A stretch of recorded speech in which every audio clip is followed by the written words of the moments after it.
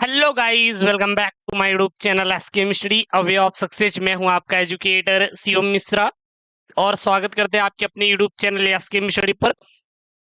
तो फटाफट एक बार आप लोग क्लास को क्या कर लेंगे, ज्वाइन कर लेंगे। सभी बच्चे एक बार फटाफट ज्वाइन करके और आ जाइए और बताइए कि आप लोगों की पढ़ाई कैसी चल रही है। फटाफट एक बार आप लोग क्लास को ज्वाइन कीजिए। फटाफट आके आप लोग एक बार क्लास को क्या कर लेंगे, ज्वाइन कर लेंगे। और ये बताइए आप लोगों की पढ़ाई कैसी चल, एकदम बढ़िया। चलिए यहाँ पे आ गए हैं Subhash Arya ji, good evening good evening good evening. सही बच्चों को good evening. Pranshu ji good evening, Subhash Arya ji good evening. और एक अर्जेंट इंफॉर्मेशन, जो बच्चे कोर्स खरीदे हैं उनका फिजिक्स का चैप्टर नंबर 2 अपलोड हो गया है। चैप्टर नंबर 2 केमिस्ट्री का और चैप्टर नंबर 2 आपका यानी कि मानव जनन बायोलॉजी का अपलोड हो जाएगा, टेंशन मत लेना। सिद्दीकी सद्दाब जी good evening, Shri Chandra ji good evening, और शिखर Yadav ji good evening. MTV pending जी गुड इवनिंग। मोनू ठाकुर जी नमस्ते। मोनू ठाकुर जी कैसे हैं? नमस्ते नमस्ते नमस्ते। और यार आज 100 यार लाइव पहुंचाओ बच्चों को फटाफट। आज 100 लोग कम से कम ज्वाइन करें क्लासेस को, ठीक है ना। इसको यार स्कोरिंग जो सब्जेक्ट है ना, इसको बढ़ाओ यार, बच्चे को और ज्यादा इसको शेयर करो, दबा के शेयर करो। और यार वीडियो को लाइक करिए यार। और बच्चे कहाँ हैं आज? और बच्चे कहाँ हैं आज? हम लोग खात्मा करेंगे किसका? ये सेट 2 का। और इस बात की गारंटी देते हैं, गारंटी देते हैं कि कोई भी आपका प्रश्न बोर्ड परीक्षा 2024 में छूटने वाला नहीं है। संध्या सेन जी गुड इवनिंग, शिवा पवन जी गुड इवनिंग, डीके बाबू जी गुड इवनिंग। कैसे हैं आप सब? एकदम बढ़िया ना। और एक बात की और मैं गारंटी देता हूँ, अगर जितने भी सेट मैं सॉल्व करवा रहा हूँ, आप पूरे यूट्यूब पर चले जाइए। मैं पूरे यूट्यूब पर लाइव इस बात को मैं बोल रहा हूं, पूरे यूट्यूब पर चले जाइए। कोई भी सेट सॉल्व नहीं करवाया है। First time in UP board SKM study solve करा रहा है फुल 28 पेपर। वो चाहे आपका हिंदी का हो, चाहे बायोलॉजी का हो, चाहे फिजिक्स का हो, या फिर केमिस्ट्री का। जल्द ही 1-2 दिन में एक नई अनाउंसमेंट आपको मिलने वाली है और उसमें बहुत ही बड़ी खुशखबरी रहेगी, जो कि आप लोगों के लिए रहेगा। मेरा 1 भी रुपए का प्रॉफिट नहीं है, आप लोगों के लिए रहेगा। और उसको भी आप लोग बहुत प्यार देंगे, मैं आशा करता हूँ। Vikesh Yadav ji good evening, Vikram ji good evening, Rahul दक्ष जी गुड इवनिंग, और यहाँ पे मकरंदे सिंह जी गुड इवनिंग, और हर्षिता जी गुड इवनिंग, आरजे ऋषभ जी good evening, Vikram Kumar ji hello, कैसे हैं? एकदम बढ़िया ना। रॉयल जी गुड इवनिंग, और Anshu Yadav ji good evening, Pranshu ji good evening, Ravindra जी गुड इवनिंग। सभी बच्चों को good evening good evening good evening.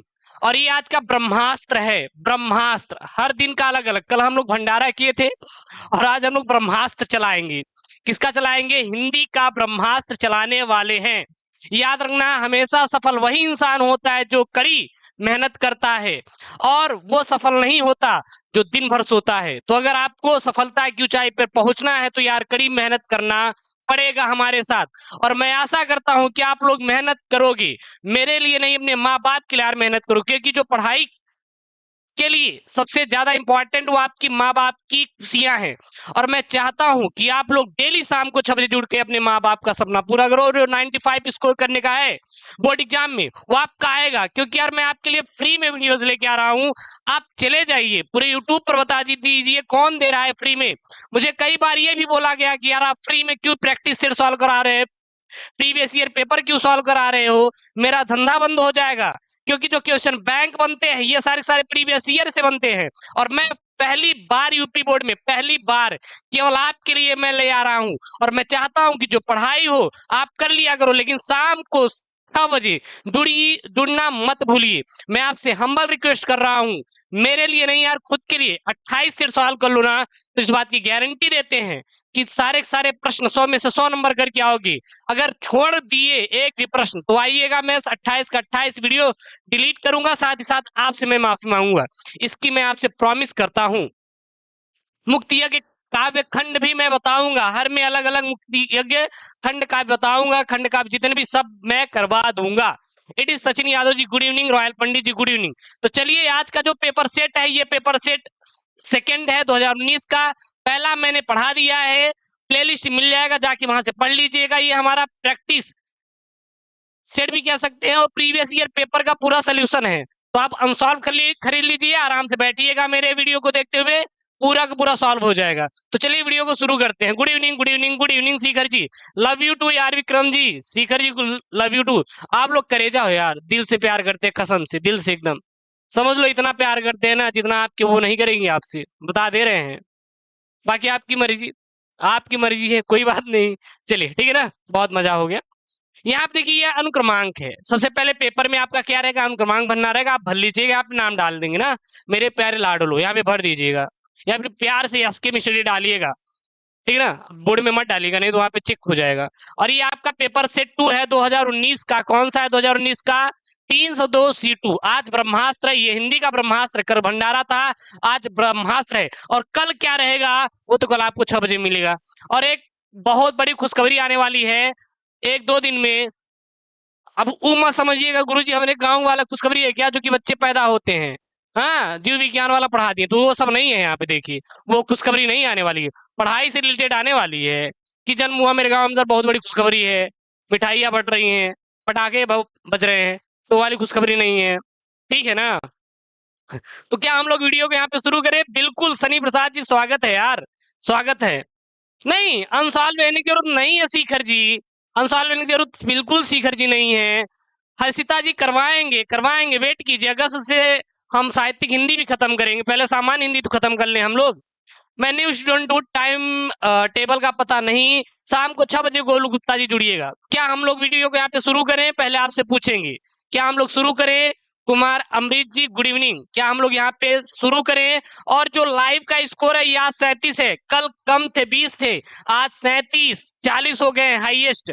तो ये जो प्यार है ना आप लोग ऐसे ही बढ़ाते जाइए, और एक दिन इसको 500 लाइव ले आओ यार, 500 लाइव ले आओ, और मुझे पता है कि आप लोग जुड़ेंगे सभी लोग।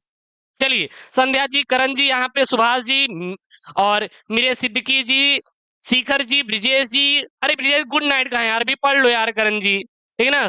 शिवम सिंह जी, शिवा पवन जी गुड इवनिंग। तो चलिए हम लोग शुरू करते हैं, यहाँ पे सभी लोग कमेंट कर दिए हैं, ठीक है ना। और एक्सरे में करेंगे हम लोग, क्या करेंगे इसका? एक्सरे भी कराऊंगा पूरा पूरा क्वेश्चन का, ठीक है ना। कुमार अमरजीत जी गुड इवनिंग। चलिए रानी गुप्ता जी गुड इवनिंग। तो चलिए हम लोग वीडियो को यहाँ पे शुरू करते हैं। पहले प्रश्न का आप लोग उत्तर दीजिए फटाफट। तो ये आपको देख लीजिए 3 घंटे 15 मिनट का, 100 नंबर का पूर्णांक, 33 नंबर पास मार्क का रहेगा, ठीक है। 33 नंबर का क्या रहेगा? पास मार्क का रहेगा। चलिए खंड का की शुरुआत करते हैं। पहला प्रश्न आपके सामने, फटाफट आंसर मारो, ठोको आंसर इसका। बाणभट्ट की आत्मकथा के लेखक कौन है? बाणभट्ट की आत्मकथा के लेखक कौन है? फटाफट इसको यार मारो, फटाफट फटाफट, जल्दी जल्दी आ जाओ, फटाफट इसका आंसर मारो।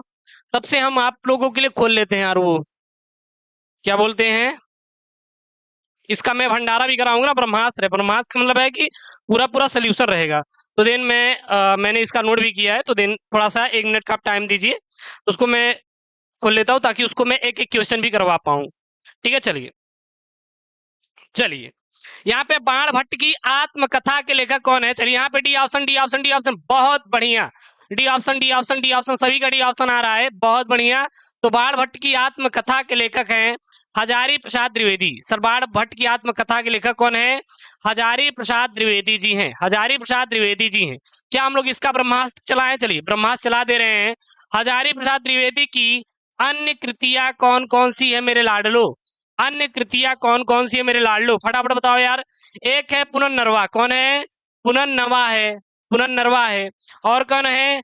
अनाम दास का पोथा, अनाम दास का पोथा। इसका पीडीएफ मैं भी दे दूंगा, ठीक है ना, टेंशन मत लेना, प्रिंट आउट करा लेना, लिखने की जरूरत नहीं है।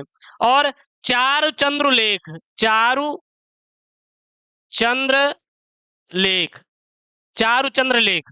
तो ये है हजारी प्रसाद द्विवेदी कृतिया। जो इंपॉर्टेंट रहेगा मैं करवा दूंगा, टेंशन मत लेना, जो इंपॉर्टेंट रहेगा उसको भी मैं करवा दूंगा। और एक बड़ी बहुत बड़ी खुशखबरी आने वाली है, कल की क्लासेस में मैं अनाउंसमेंट उस खुशखबरी का करने वाला हूं। सो प्लीज कल ज्यादा से ज्यादा बच्चे जोड़िएगा, वो आप लोगों के लिए रहेगा क्योंकि आपकी डिमांड है ना, तो हर एक नई खुशखबरी लेकर आऊंगा, टेंशन ना लो। और जितने भी बच्चे हैं ना फैला देना फटाफट। तो बाणभट्ट की आत्मकथा के लेखक करेजा लोग कौन है? वो है हजारी प्रसाद द्विवेदी। अन्य कृतियां यार, पुनर्नरवा, नामदास का पोथा, चारुचंद्र लेकर है सर जी, उन्होंने मना किया है, मैं नहीं बताऊंगा कि इनकी और अन्य कृतियां कौन सी है, कोई बात नहीं मैं बताऊंगा, टेंशन ना लो, मैं बताऊंगा आपको। चलिए वाला है, करेजा लोग बताओ यहाँ पे। शिक्षा का उद्देश्य निबंध के लेखक कौन है यार? शिक्षा का उद्देश्य निबंध के लेखक कौन है? फटाफट कमेंट करो, फटाफट कमेंट करो, फटाफट कमेंट करो। शिक्षा के उद्देश्य के निबंध लेखक कौन है? बिल्कुल बिल्कुल अनामिका जी, गुड, एकदम गुड। संध्या सेन जी, पीडीएफ टेलीग्राम पे मिलेगा, टेलीग्राम पे यहाँ पे सबसे पहला ऑप्शन आया यहाँ पे करण जी का, बी ऑप्शन। क्या बी ऑप्शन से? बिल्कुल करण जी एकदम राइट आंसर दे रहे हैं। शिवा जी, अनामिका जी, विकेश जी और कुमार जी, कुमारवर जी, ऋषभ जी और मीरा सिद्दीकी जी और हर्षिता जी, B option. Vikesh Shyam ji, B option, बहुत बढ़िया, बी ऑप्शन। चलिए राइट आंसर है ये, बिल्कुल एकदम राइट आंसर है। शिक्षा निबंध के लेखक जो हैं वो है डॉक्टर शंपूर्णानंद। शिक्षा उद्देश्य के निबंध के लेखक कौन है? डॉक्टर शंपूर्णानंद जी हैं। ये क्या है? एक निबंध है। लेकिन भारतेंदु हरिश्चंद्र का एक निबंध है, भारतेंदु हरिश्चंद्र का एक निबंध है। उस निबंध का नाम क्या है? नोट कर लीजिए, पेपर बना हुआ है, यह पेपर बना हुआ है इसलिए मैं लिखा दे रहा हूं, काल चक्र। काल चक्र ये आपके पेपर में बना हुआ है इसलिए मैं इसको नोट करा दे रहा हूं। आप लोग यार इसको नोट कर लेना, ठीक ना? क्या है? काल चक्र, काल चक्र। तो यह भारतेंदु हरिश्चंद्र का क्या है? निबंध है। शिक्षा का उद्देश्य निबंध के लेखक कौन है? डॉक्टर शंपूर्णानंद। लेकिन भारतेंदु हरिश्चंद्र का निबंध ये 2023 के पेपर में बना हुआ है। जब 23 का सेट सॉल्व कराएंगे ना तो वहां पे आप देखिएगा। तो भारतेंदु हरिश्चंद्र का निबंध कौन है? कालचक्र है। और ये हो गया। और शिक्षा का उद्देश्य निबंध के लेखक कौन है? डॉक्टर शंपूर्णानंद जी हैं। क्या यहां तक समझ में आया? चलिए सेकंड वाला क्वेश्चन का आंसर दो यार। चलिए यहाँ पे आगे आपके सामने है, कवि वचन सुधा पत्रिका के संपादक रहे हैं। एक नंबर का आएगा, कितने नंबर का आएगा? एक अंक आपके पेपर में आएगा। कवि वचन सुधा के संपादक कौन है? चलो बताओ फटाफट, बताओ यार फटाफट, बताओ फटाफट कौन है। देखते हैं कि किसका राइट आंसर है यहाँ पे। बहुत बढ़िया यार, बहुत बढ़िया करण जी यार, बार बार आप आंसर राइट दे रहे हो यार करण जी, बिल्कुल एकदम बिल्कुल। अब यहाँ पे शिवाजी कह रहे हैं सर उन्होंने मना किया, मैं नहीं बताऊंगा। कह रहे क्यों नहीं बताओगे यार, मुझे बता दो यार, मैं तो बोल रहा हूँ ना। नहीं गुरुजी उन्होंने मना किया है, मैं बताने वाला नहीं हूँ। कवि वचन सुधा पत्रिका के संपादक है भारतेंदु हरिश्चंद्र। और कालचंद्र किसकी है? कालचंद्र भी किसकी है? भारतेंदु हरिश्चंद्र का है। कालचंद्र किसकी है? अभी मैंने ऊपर बताया ना, ऊपर बताया ना कि कालचक्र किसकी है? कालचक्र किसकी है? भारतेंदु हरिश्चंद्र की है, भारतेंदु हरिश्चंद्र की है। तो कवि वचन सुधा पत्रिका के संपादक कौन है? भारतेंदु हरिश्चंद्र है। और कालचक्र भी किसकी है? भारतेंदु हरिश्चंद्र की है। किसकी है? कवि वचन सुधा के संपादक भारतेंदु हरिश्चंद्र हैं, भारतेंदु हरिश्चंद्र हैं। क्लियर है? इसका प्रकाशन वर्ष नोट कर लीजिए। अगर पेपर में आए यार तो छाप देना, पेपर में आया तो छाप देना। और मुझे पता है कि पेपर में आएगा तो गुरुदेव छाप देंगे। नोट करो यार, नोट करो फटाफट। गुरुजी मैं नोट कर रहा हूं। 1867 ईस्वी। कहां से इसका प्रकाशन होता था? काशी से होता था, काशी से होता था। तो 1867 ईस्वी में इसका प्रथम बार प्रकाशन हुआ था। कहां से? काशी में, ठीक है ना। यह पत्रिका कहां से प्रकाशित होती थी? काशी से होती थी। प्रथम बार कब हुआ था? 1867 ईस्वी में हुआ था। भाई एग्जामिनर की खोपड़ी में छेद करना है, कुछ भी हो जाए। इस बार एकदम 95 जो आपका है ना लेकर आओ यार, कुछ भी नहीं है दम, कुछ भी नहीं है। कवि वचन सुधा पत्रिका संपादक भारतेंदु हरिश्चंद्र हैं। क्लियर है? प्रकाशन कहां से होता था? काशी से होता था। एकदम ब्रह्मास्त्र, ब्रह्मास्त्र मतलब समझ रहे हो ना? क्लियर कट एकदम क्वेश्चन है। कब? 1867 ईस्वी में, 1867 ईस्वी में। चलो फटाफट अगला अगला क्वेश्चन का आंसर करो यार। चंद्रगुप्त, चंद्रगुप्त नाटक के लेखक कौन है? चंद्रगुप्त नाटक के लेखक कौन है? इसका एक्सरे करवाएंगे, टेंशन ना लो। इसका हम लोग एक्सरे करवाएंगे। चंद्रगुप्त नाटक के लेखक कौन है? बताओ फटाफट।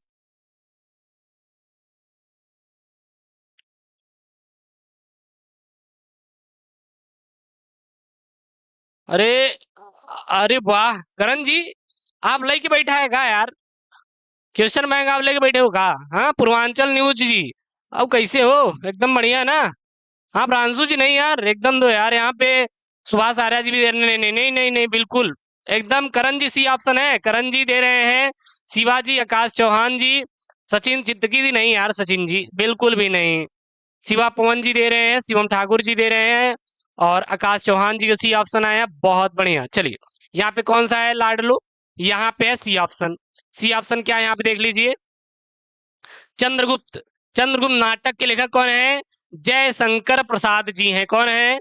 जयशंकर प्रसाद जी हैं, ठीक है ना, जयशंकर प्रसाद जी हैं। अगला है यहाँ पे, अगला है यहाँ पे, रानी केतकी की कहानी के लेखक है। रानी केतकी कहानी के लेखक है, कमेंट बॉक्स में फटाफट छापो। रानी केतकी कहानी के लेखक कौन है? फटाफट कमेंट बॉक्स में छापो। रानी केतकी कहानी के लेखक कौन है? नहीं दिखाई दे रहा है और ऊपर कर दे रहे हैं, ठीक है, अब आपको दिखाई देगा। अब आपको दिखाई दे रहा है रानी केतकी कहानी के लेखक कौन है? बताओ फटाफट आप लोग। रानी केत की कहानी, यहाँ पे रानी केत की कहानी इंशाअल्लाह खां है, डी ऑप्शन। देखिए सबसे पहले कौन दिए थे यहाँ पे? D D D D D D भैया करण, डी ऑप्शन।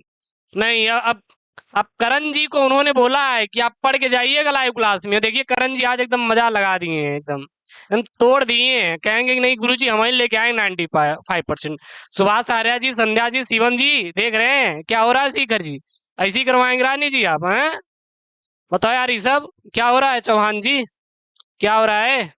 बताओ आकाश, ऐसे ही करोगे आप लोग? उनका एकदम राइट आंसर चल रहा है। सबसे पहले आप भी टॉप पे आओ यार, आप भी टॉप पे आओ यार। वीडियो को लाइक नहीं किया यार, लाइक करो फटाफट एक बार। तो इंशाअल्लाह खां है, इंशाअल्लाह खां है। कौन है? रानी केत की कहानी के लेखक कौन है? इंशाअल्लाह खां है। रानी केत की कहानी कौन है? इंशाअल्लाह खां है। इनका हम लोग ब्रह्मास्त्र चला के कुछ क्वेश्चन निकाले। इनकी अन्य रचनाएं कौन कौन सी है नोट कर लो फटाफट। पहले अन्य रचनाएं फटाफट आप लोग नोट कर लो, कौन कौन सी है? पहला नोट कर लो, उदयभान चरित। कौन है? उदयभान चरित है। दूसरा क्या है करेजा लोग? दूसरा नोट कर लो, दीवाने फारसी है। अरे दीवाने, और क्या है? फारसी है, सॉरी यहाँ पे फारसी रहेगा ना, सही तो था यार। कौन सी है? दीवाने फारसी है ना, हाँ सही है, फारसी। तीसरा नोट कर लो आप लोग, नोट कर लो यार, बहुत चौचक प्रश्न है आएगा। कौन सा यार ये? मसनवी, मसनवी शिकारनामा, शिकारनामा। तो रानी केत की कहानी के लेखक कौन है? इंशाअल्लाह खां है, क्लियर है, कोई दिक्कत नहीं है। इनकी अन्य रचनाएं कौन कौन सी है? उदयभान चरित, दीवाने फारसी और मसनवी, मसनवी शिकारनामा। क्लियर है यहाँ तक? तो ये 5 आपके क्वेश्चन यहाँ पे हैं, 5 अंक के। तो ये पांचों मजा आया कि नहीं एक बार बता दो आप लोग फटाफट, एक बार बताओ यार फटाफट, मजा आया कि नहीं? एक बार फटाफट बताओ मजा आया कि नहीं, ठीक है ना। एसी इतनी गर्मी है कि एसी फेल है, एसी फेल है, इतनी गर्मी में भी एसी फेल है। मजा आ गया सर जी, शिवम जी बोल रहे सर मजा आ गया, एकदम मजा आ गया, मेरी दस्ती भी भीग गई यार एकदम, गर्मी बहुत ज्यादा है। बिल्कुल सर समझ में आ गया, हर्षिता जी, गुप्ता जी बिल्कुल, सुभाष आर्या जी समझ में आया। ये 10 ऑब्जेक्टिव साहित्यिक हिंदी, सामान्य हिंदी दोनों के लिए है, ठीक है ना। तो ये चीज आप लोग याद रखिएगा। पहला का 5 क्वेश्चन खात्मा। अब हम लोग किस में घुसते हैं? अब हम लोग घुसते हैं सेकंड वाले क्वेश्चन में। किस में घुसते हैं? सेकंड वाले क्वेश्चन में। चलिए सेकंड वाला क्वेश्चन देखिए क्या कह रहा है। विनय पत्रिका के रचनाकार सर हैं, विनय पत्रिका के रचनाकार कौन है? चलिए बताइए, विनय पत्रिका के रचनाकार कौन है? आप लोग फटाफट कमेंट करो। सर जी ये ऑप्शन दे रहे हैं, सबसे पहले यहाँ पे गोलू गुप्ता जी का आया है आज। गोलू गुप्ता जी बहुत बढ़िया, आज तो करण को आप पीछे छोड़ दिए यार, पीछे छोड़ दिए हैं, बहुत बढ़िया। तुलसीदास है सर जी, तुलसीदास ही है, तो बिल्कुल विनय पत्रिका के रचनाकार कौन है? तुलसीदास है। राइट ऑप्शन क्या हो जाएगा? ए हो जाएगा। पहला का 5 क्वेश्चन आपके लेखक से रहेंगे, दूसरे के 5 क्वेश्चन आपसे कवि से प्रश्न बनेंगे। तो जब आप लोग कवि का जीवन परिचय याद करें तो उसी समय उनकी कृतियां भी याद कर लें, जो कि आप लोगों के लिए क्या रहेगा? काफी इंपॉर्टेंट रहने वाला है, ठीक है ना। अच्छा ये बताइए, विनय पत्रिका का प्रकाशन किस भाषा में हुआ था? यह किस भाषा में हुआ था? देखते हैं कि किसको याद है, किस भाषा में हुआ था, बताओ फटाफट। समीम सिद्दीकी जी, संध्या सेन जी, प्रांशु जी, सीएम ठाकुर जी, आकाश जी, शिखर जी, बिल्कुल एकदम चौचक एकदम आंसर दे रहे हैं। अवधि, अवधि भाषा, ब्रजभाषा, संध्या सेन जी बहुत ही करेक्ट ऑप्शन आपने ठोका है आज, बहुत बढ़िया। कौन सा हमारे हैं ये? हाँ, नहीं नहीं नहीं नहीं, ब्रज भाषा। कौन सा है? ब्रज भाषा। बहुत बढ़िया, बहुत चौचक आपने आंसर दिया है। ब्रज भाषा, ब्रज भाषा। तो विनय पत्रिका का रचना किस भाषा में हुआ था? ब्रज भाषा में। बहुत बढ़िया, ऐसे ही आपको करना है, ऐसे ही आपको करना है। चलो बताओ यार, अब इसको तो अब जब आ ही गया स्लाइड तो दिन सीधा देखो। कामायनी किस युग की रचना है? कामायनी छायावादी युग की रचना है। कामायनी किस युग की रचना है? कामायनी छायावादी युग की रचना है। चलिए, कामायनी के लेखक कौन है? लेखक का नाम बता दो यार, बता दो फटाफट, लेखक का नाम बता दो। लेखक का नाम तो ठोक दो कमेंट में। बताओ। हाँ हाँ राहुल जी, आपने सही बताया यार, आपको हम उपहार देंगे। शिवम ठाकुर जी, बहुत बढ़िया शिवम जी, अरे एकदम चौचक वाला दिए हैं। जयशंकर प्रसाद कह रहे हैं गुरु जी मेरे, उन्होंने बताया था कि जयशंकर प्रसाद जी इसके लेखक हैं। तो आप लिख दीजिए जयशंकर प्रसाद जी, हमें कुछ नहीं सुनना। आप लिख दीजिए तो लिख दीजिए। बहुत बढ़िया, बहुत बढ़िया। कामायनी के लेखक कौन है? जयशंकर प्रसाद जी हैं, जयशंकर प्रसाद जी हैं। ये बताइए, ये हिंदी भाषा का क्या है? यह हिंदी भाषा का क्या है? क्या है? दो ऑप्शन दे रहे हैं, तीन ऑप्शन चलिए ले लीजिए। पहला निबंध है, दूसरा कहानी है, तीसरा है महाकाव्य। तो क्या है यह? क्या है यह? क्या है? जयशंकर प्रसाद जी द्वारा लिखित कामायनी, ये तो है, समझ गए कि छायावादी युग की रचना है, लेकिन ये क्या है? क्या महाकाव्य है, निबंध है, या कहानी है? ये प्रश्न आपके पेपर में बना हुआ है सन 2021 वाले में, सन 2022 वाले में पेपर में बना हुआ था। बिल्कुल करण जी का राइट आंसर है गुरुजी, महाकाव्य है। महाकाव्य है। अनामिका जी ने बहुत चौचक आंसर दिया है, महाकाव्य है। उमेश जी ने भी कमेंट कर दिया, श्याम जी ने सर जी बोला कि महाकाव्य। बहुत बढ़िया, बहुत बढ़िया, ऐसे ही आपको प्रगति करना है। तो ये महाकाव्य है, लिख लीजिए, लिख लीजिए अगले पॉइंट में, क्योंकि इसको आपको नोट्स भी चाहिए ना। तो मैं यहाँ पे लिख दूं क्या? इसको मैं लिख दूं क्या? मैं यहाँ पे लिख दूं इसको स्लाइड में करके, यह महाकाव्य है।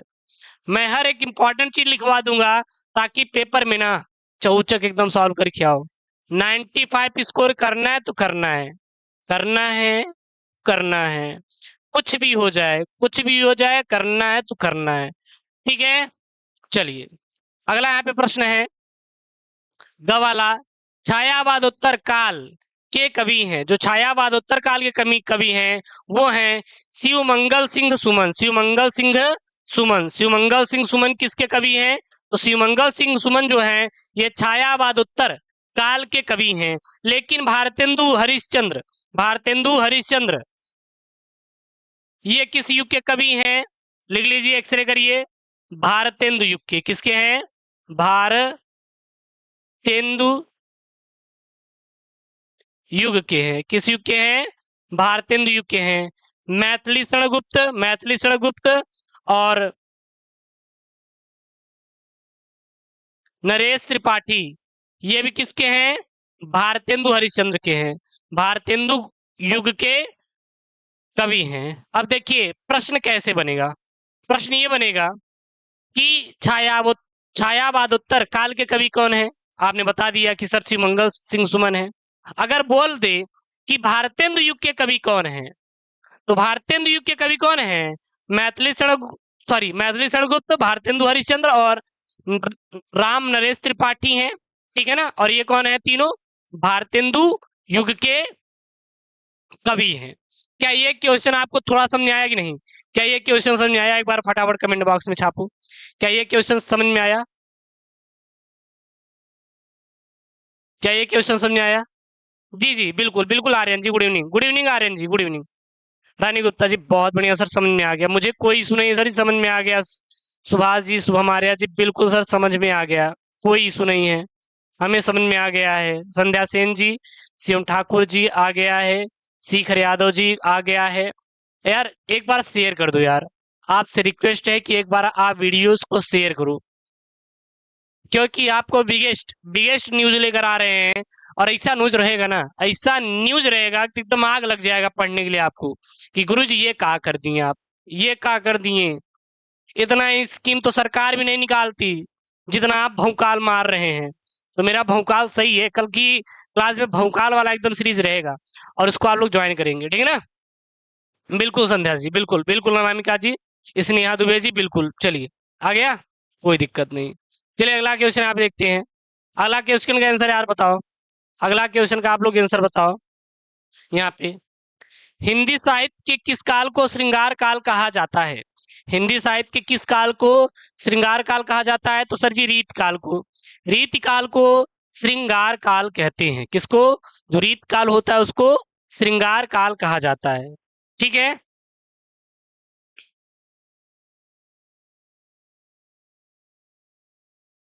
अच्छे बताइए, रीतिकाल को श्रृंगार काल कहा जाता है, रीतिकाल को श्रृंगार काल कहा जाता है, लेकिन रीतिकाल को श्रृंगार काल नाम किसने दिया था या फिर किसने कहा था? किसने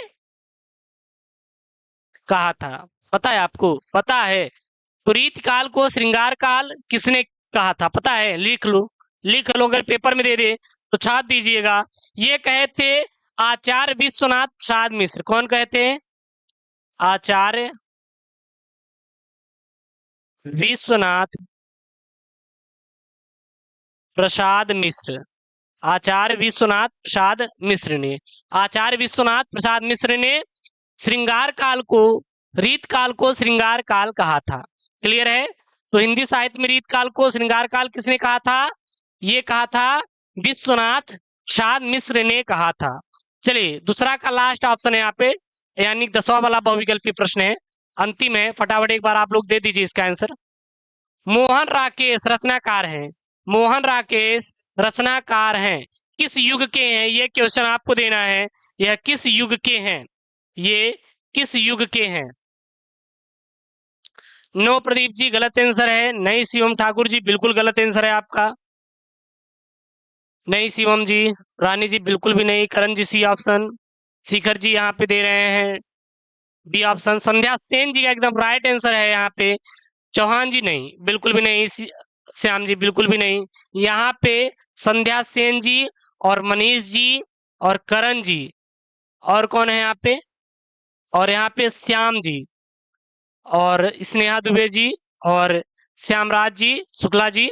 यहाँ पे बहुत अच्छा आंसर इन्होंने दिया है कि सर ये जो है वो है शुक्लोत्तर युग के, शुक्लोत्तर युग के, शुक्लोत्तर युग के कौन है? मोहन राकेश हैं। मोहन राकेश इस युग के रचनाकार हैं। ये हैं आपके शुक्लोत्तर युग के।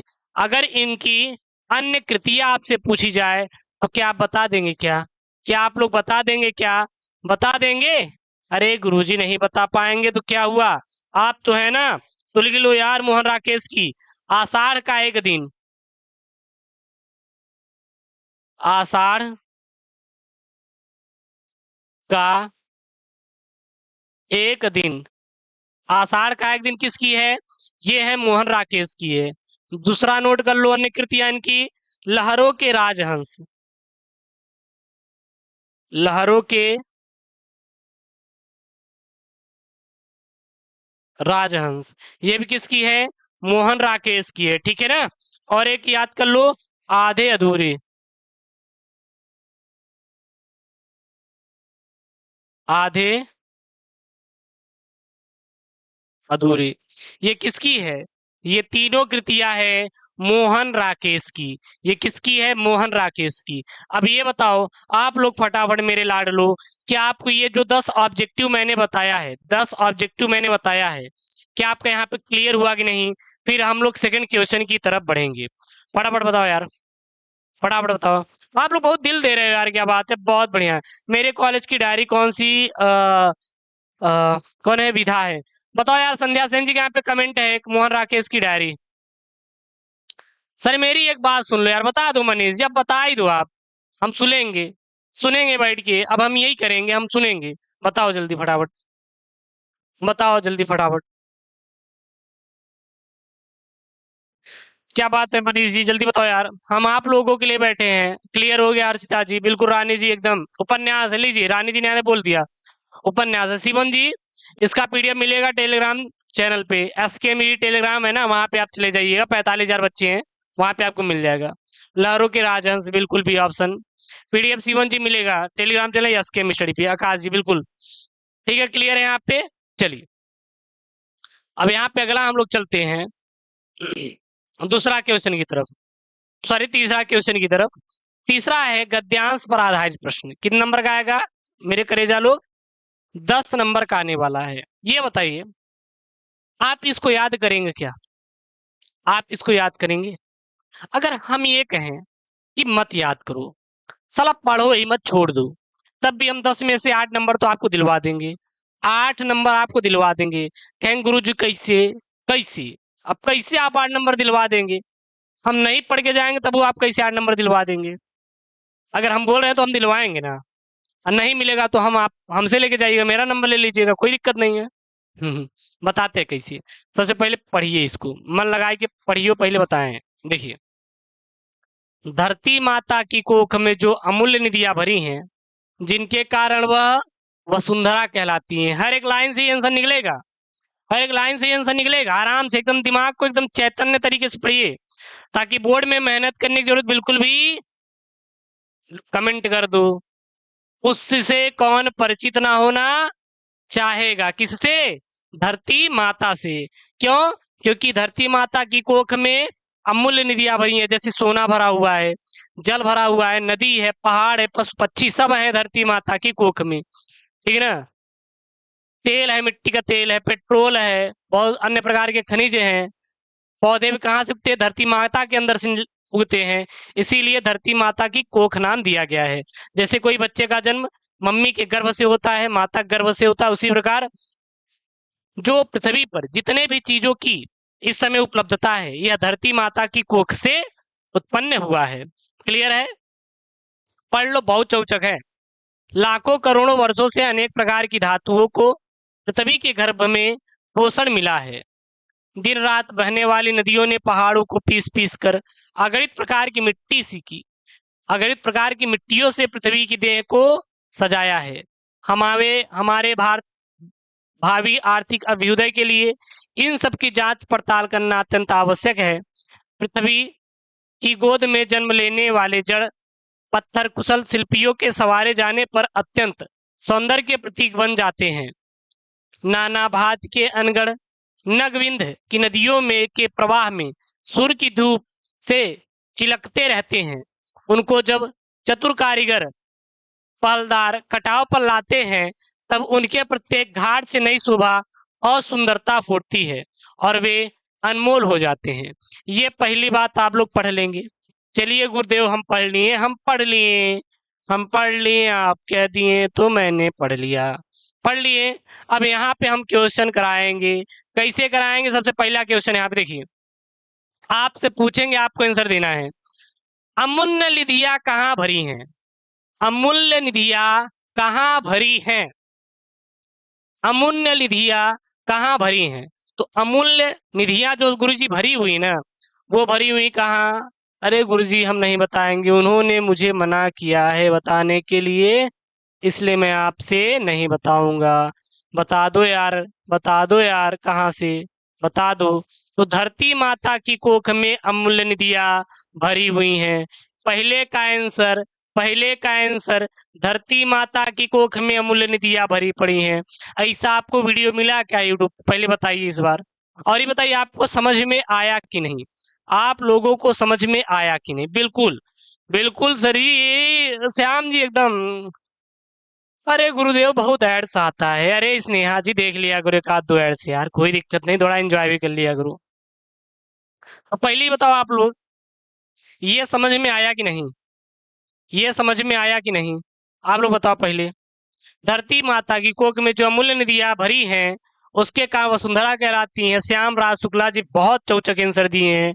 बिल्कुल दिवाकर जी सर समझ आ गया, आकाश जी समझ आ गया, संध्या सेन जी, गुरु जी एकदम समझ आ गया, बिल्कुल भी छोड़ना नहीं है। एक बार यार वीडियो को शेयर करो, एक बार वीडियो को शेयर करो फटाफट अपने दोस्तों के साथ, एक बार वीडियो को शेयर करो और बोलो कि गुरु जी लाइव पढ़ा रहे हैं। ऐसा वीडियो कहीं मिलने वाला नहीं है। अब काहे का इंतजार कर रहे हो? आ जाओ, गुरु जी पढ़ा देंगे। आ जाओ, गुरु जी पढ़ा देंगे, कोई दिक्कत नहीं है। एकदम समझ में आ गया, एकदम समझ में आ गया। अच्छी बताइए आप लोग, सोच रहे हैं बायोलॉजी की इंपॉर्टेंट टॉपिक पढ़ाना शुरू कर दें क्या रात में आपका इंपॉर्टेंट टॉपिक पढ़ाना शुरू कर दें क्या बायोलॉजी का? एक बार आप लोग फटाफट बता देंगे तो हम पढ़ाना शुरू कर देंगे। अगर आप लोग कमेंट कर देंगे कि गुरुजी आप पढ़ाना शुरू कर दीजिए टॉपिक, तो मैं पढ़ाना शुरू कर दूंगा, मैं पढ़ाना शुरू कर दूंगा। सुभाष आर्या जी, हाँ सर, बिल्कुल बिल्कुल बिल्कुल सर, पढ़ाना शुरू कर दीजिए। ठीक है, मैं इंपॉर्टेंट टॉपिक अब मैं लाइव एकदम पढ़ाना शुरू कर दूंगा, तो लाइव आप लोग जरूर जुड़िएगा अपने इस चैनल से। हर्षिता जी प्लीज सर जी, अरे अरे हर्षिता जी टेंशन ना ला, हो जाओगा, बिल्कुल टेंशन ना लो, हो जाएगा। रॉयल जी हाँ सर, स्नेहा जी बिल्कुल ठीक है, बायोलॉजी पढ़ा बिल्कुल पढ़ा देंगे, अब हम पढ़ा देंगे। अब जब आप लोग कही दिए तो हम पढ़ा देंगे। चलिए, मैथ भी आएगा, टेंशन ना लो। उसके बाद सेकंड क्वेश्चन है, धरती माता पृथ्वी को वसुंधरा क्यों कहा जाता है? पृथ्वी को वसुंधरा क्यों कहा जाता है? अब आपको समझा गया होगा पृथ्वी को वसुंधरा क्यों कहा जाता है। अब इसका आंसर तो लिख लिए हैं। अब देखिए, धरती माता की कोख में जो अमूल्य निधियां भरी हैं उसके कारण वसुंधरा कहलाती हैं। तो क्या ये सेकंड वाला समझाया?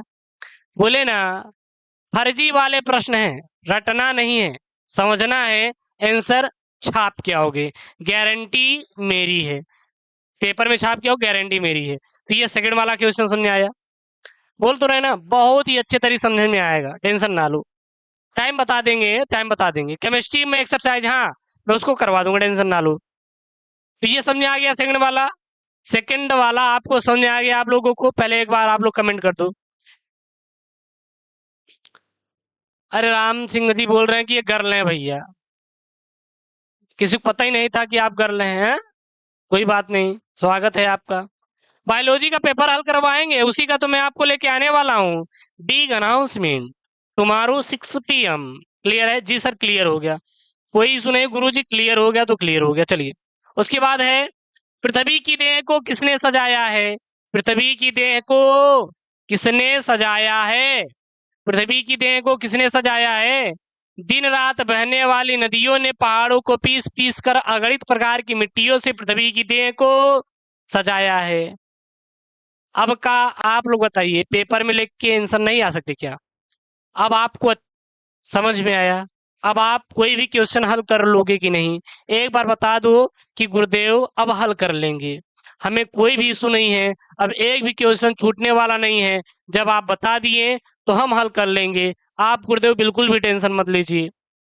तो दिन रात बहने वाली नदियों ने पहाड़ों को पीस पीस कर अगणित प्रकार की मिट्टियों से पृथ्वी की देह को सजाया है। तो ये तीनों क्वेश्चन अब आपका हो जाएगा, ठीक है ना? उसके बाद है, रेखांकित अंश की व्याख्या कीजिए। देखिए यहाँ पे है, उनको जब चतुर कारीगर पहल दाल कटाव पर लाते हैं तब उनके प्रत्येक घाटों से नई शोभा और सुंदरता फूट पड़ती है और वे अनमोल हो जाते हैं।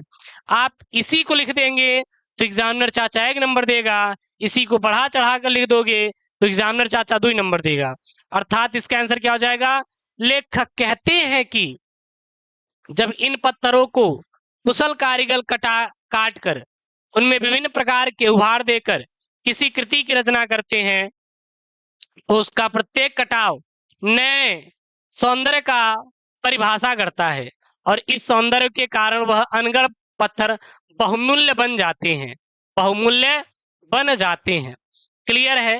क्लियर है, आप कर लोगे, अब टेंशन नहीं लेना है। उसके बाद है, पाठ का शीर्षक और लेखक का नाम। अभी बताओ कि आप लोग पाठ का शीर्षक और लेखक का नाम कैसे याद करोगे? तो इस पर मैं वीडियोज लेके आऊंगा, टेंशन ना लो। इस पर मैं वीडियोज लेके आऊंगा, टेंशन ना लो। तो यह लिया गया है राष्ट्र के स्वरूप से, लेखक कौन है? वासुदेव सर अग्रवाल। आप कहेंगे गुरुदेव कैसे याद करेंगे कि राष्ट्र के स्वरूप से लिया गया है और इसके लेखक वासुदेव सर अग्रवाल जी हैं। तो इसको ज्यादा जानकारी के लिए नेक्स्ट वीडियो का इंतजार कीजिए, बहुत जल्द आने वाला है। तो अभी बताइए, क्या तीसरा प्रश्न जो है, क्या तीसरा प्रश्न जो है 10 नंबर का आएगा, गिरी हालत में 8 नंबर कर लोगे कि नहीं? एक बार फटाफट कमेंट बॉक्स में छाप दो और थोड़ा सा हम वाटर ड्रिंक कर लें क्योंकि बहुत प्यास लगी है यार, बहुत प्यास लगी है। एक बार फटाफट बता दो। हाई क्वालिटी कर लो यार, हाई क्वालिटी संध्या सेन जी कर लीजिए, दिखाई देने लगेगा। Thank you so much Sneha Dubey जी।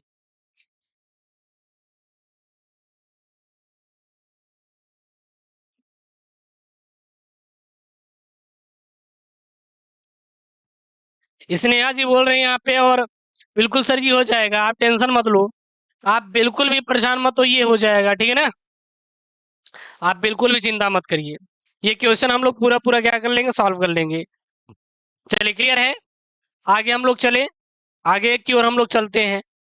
अगला क्वेश्चन देखो यार, अगला यहाँ पे पद्यांश। ये क्या है, गद्यांश था, वो क्या है, पद्यांश है। पद्यांश कितने नंबर का आएगा, 10 अंकों का आएगा। सोचो आपको कितने क्वेश्चन याद हो रहे हैं, 28 सेट में सॉल्व कराऊंगा, यानी कि पिछले 4 साल के 7 सेट बराबर 28 सेट। एक सेट में कितने क्वेश्चन, बहुविकल्पी 10 रहेगा, ठीक है, सब कुछ जोड़ेगा। अच्छा ठीक है, क्वेश्चन ही आप जोड़ लीजिए। तो एक सेट में देखते हैं, तो कुल आपके देख लेते हैं, यहाँ पे मेरे पास पेपर भी है, तो मैं देख के बता देता हूँ। तो टोटल आपके 14 क्वेश्चन रहेंगे, कितने, 14 क्वेश्चन। तो बताइए कितने क्वेश्चन तैयार हो गए आपके, जरा आप सोचिए। 28 सेट में सॉल्व कराऊंगा और 14 क्वेश्चन, मेजर मेजर 14 क्वेश्चन, एक एक क्वेश्चन के अंदर ही बहुविकल्पी रहते हैं। और और इसी 28 में 10 बहुविकल्पी गुणा कर दो, तो 280 बहुविकल्पी क्वेश्चन तैयार हो जाएंगे आपके। और 14 प्रश्न आपके 28 सेट में गुणा कर दो, तो सोचिए कितना ढेर सारे आपके प्रश्न तैयार होंगे। तो आपको कोई अन्य चीज पढ़ने की जरूरत नहीं है, ना आपको कोई बुक खरीदने की जरूरत है, यही पढ़ लो, काम हो जाएगा, ठीक है ना। यहाँ पद्यांश क्या है, नीले फूले कलम, दल सी गात की श्यामलता है, पीला प्यारा वसन कटी में पहनते हैं फबीला, छूटी काली अलक मुख की क्रांति को है बढ़ाती, सहस्त्रों में नवल तन की फूटसी सी प्रभा है, साचे ढाला सकल वह है, दिव्य सौंदर्यशाली, सत्य पुरुषों सी सुरभि उनकी या उसकी प्राण संपोषिका है, दोनों कंधे वृषभ वर्षे बड़े हैं सजीले, लंबी बाहें कलम सी शक्ति की पेटिका है। तो ये क्या है यहाँ पे, ये है पद्यांश। अरे बहुत ज्यादा इसको चिंता मत करिएगा यार, ये कोई हवा नहीं है जो खा जाएगा, बल्कि आप लोग खुद ही इतने बड़े बड़े हवा हैं कि इसको खा जाएंगे। पेपर में टेंशन नहीं ले, आप लोग बहुत ज्यादा चिंता करते हैं ना, चिंता की कोई बात ही नहीं यार, सच्चे दिल से चाहो ना सब कुछ मिल जाता है, एकदम दिल से चाहो नंबर लेकर जाओ पेपर में, ठीक है ना, दिल से चाहो नंबर लेकर जाओ। पहला क्वेश्चन है, देखिए, राधा पवन से कृष्ण को पहुंचाने का क्या उपाय बताती हैं। स्मार्ट वर्क करो, हार्ड वर्क चक्कर मत पड़ना, पहले मैं कह रहा हूँ स्मार्ट तरीके से करोगे तो ज्यादा कर पाओगे, क्योंकि भी बहुत सब्जेक्ट पढ़ना है, बहुत सब्जेक्ट हैं, ठीक है ना। तो हिंदी की टेंशन नहीं है, बायोलॉजी की टेंशन नहीं है, केमिस्ट्री की टेंशन नहीं है, तो किसी चीज का टेंशन आपको नहीं लेना है, ठीक है ना। बिल्कुल पौन दूध का से लिया गया है शाम जी, बिल्कुल एकदम करेक्ट ऑप्शन आपने दिया है। तो राधा पवन से कृष्ण को पहुंचाने के लिए क्या उपाय बताती हैं। तो देखिए यहाँ पे, नीले फूले कलम सी गात की श्यामलता है, पीला प्यारा वसन कट में पहनते हैं फबीला, ठीक है ना। तो यहाँ पे क्या है, अर्थात राधा पवन से कहती हैं, हे पवन, कृष्ण सावले रंग के हैं, वे अपनी कमल पर पीला वस्त्र धारण किए हैं, और उनके माथे पर लटकती बालों की एक लट उनके मुख की शोभा में वृद्धि करती है। ये सभी गुण आपको कृष्ण की ओर क्या करेगा, आकर्षित करेगा, आकर्षित करेगा, ठीक है ना। उसके बाद है यहाँ पे अलग, अलग और सकल शब्द का अर्थ बताइए। तो देखिएगा, अलग शब्द का अर्थ होता है निराकार, क्या होता है, निराकार होता है। सकल शब्द का अर्थ क्या होता है, कुल होता है या समस्त होता है। अलग का अर्थ क्या होता है, निराकार होता है। सकल का अर्थ क्या होता है, समस्त या कुल होता है, क्लियर है। उसके बाद है यहाँ पे कलम करसी में कौन सा अलंकार है, कलम करसी में कौन सा अलंकार है, तो कलम करसी में उपमा अलंकार है।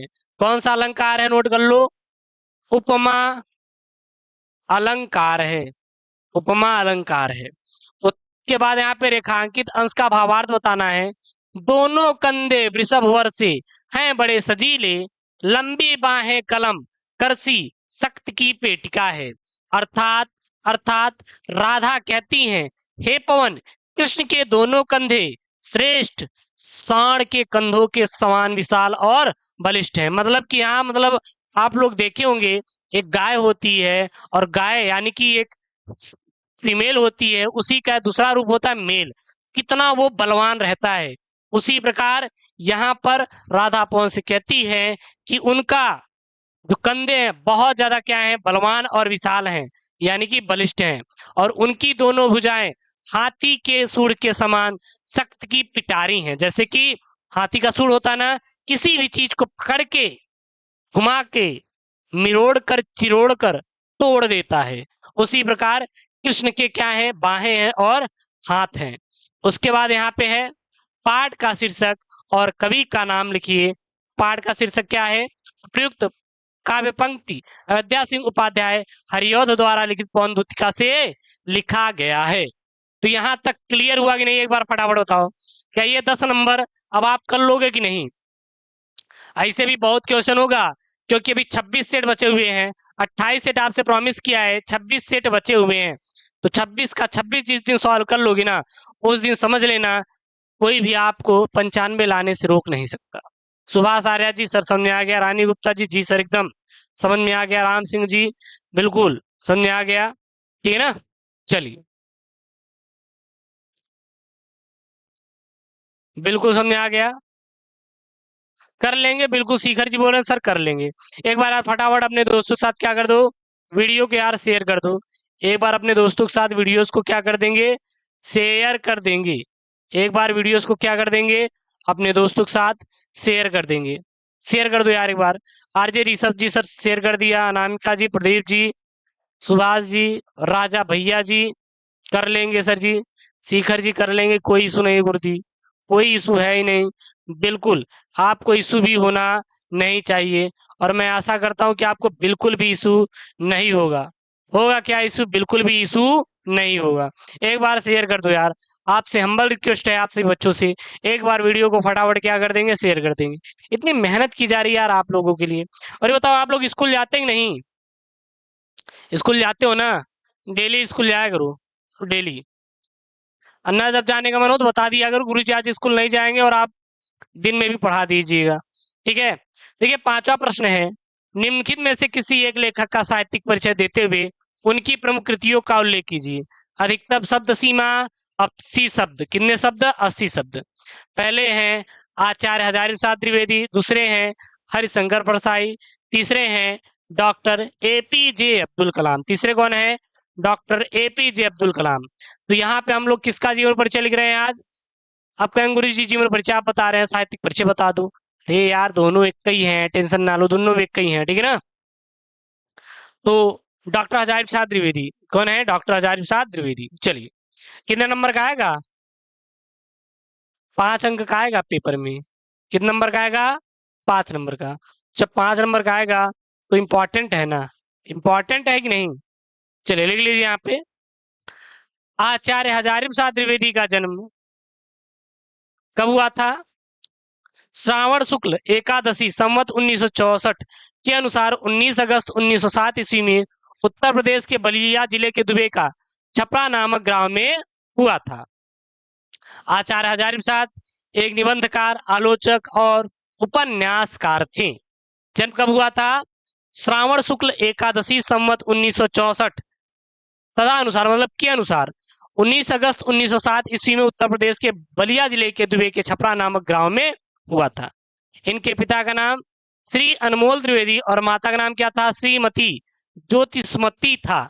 इनके पिता उच्च कोट के ज्योतिष विद्या के गाता थे, और आचार्य हजारी प्रसाद द्विवेदी जी ने बसरिया के मिडिल स्कूल से मिडिल पास किए थे, और 1930 ईस्वी में काशी हिंद विश्वविद्यालय से ज्योतिषाचार्य की उपाधि प्राप्त करने के बाद 1940 से 1950 तक ये शांति निकेतन में हिंदी भवन के निदेशक के रूप में रहे, और 1950 में काशी हिंद विश्वविद्यालय के हिंदी विभागाध्यक्ष भी बने, ठीक है ना?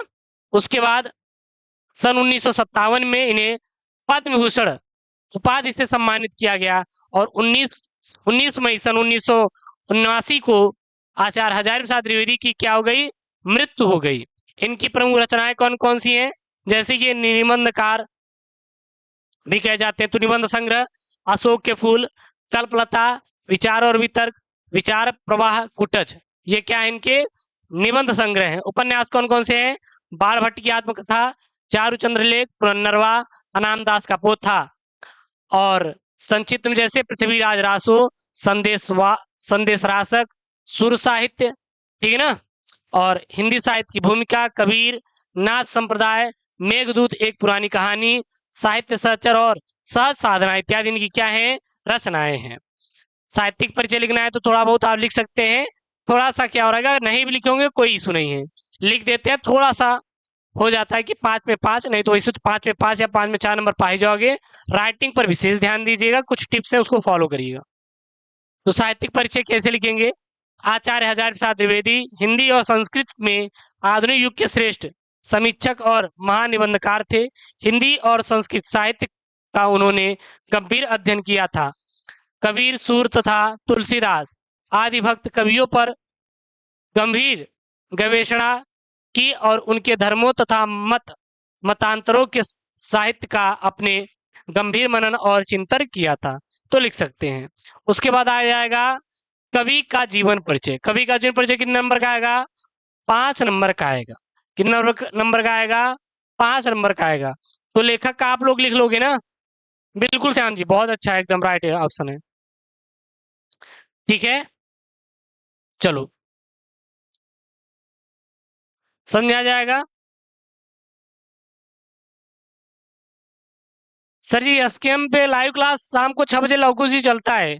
शाम को डेली 6 बजे लाइव क्लास चलता है, आप लोग जरूर ज्वाइन करिएगा।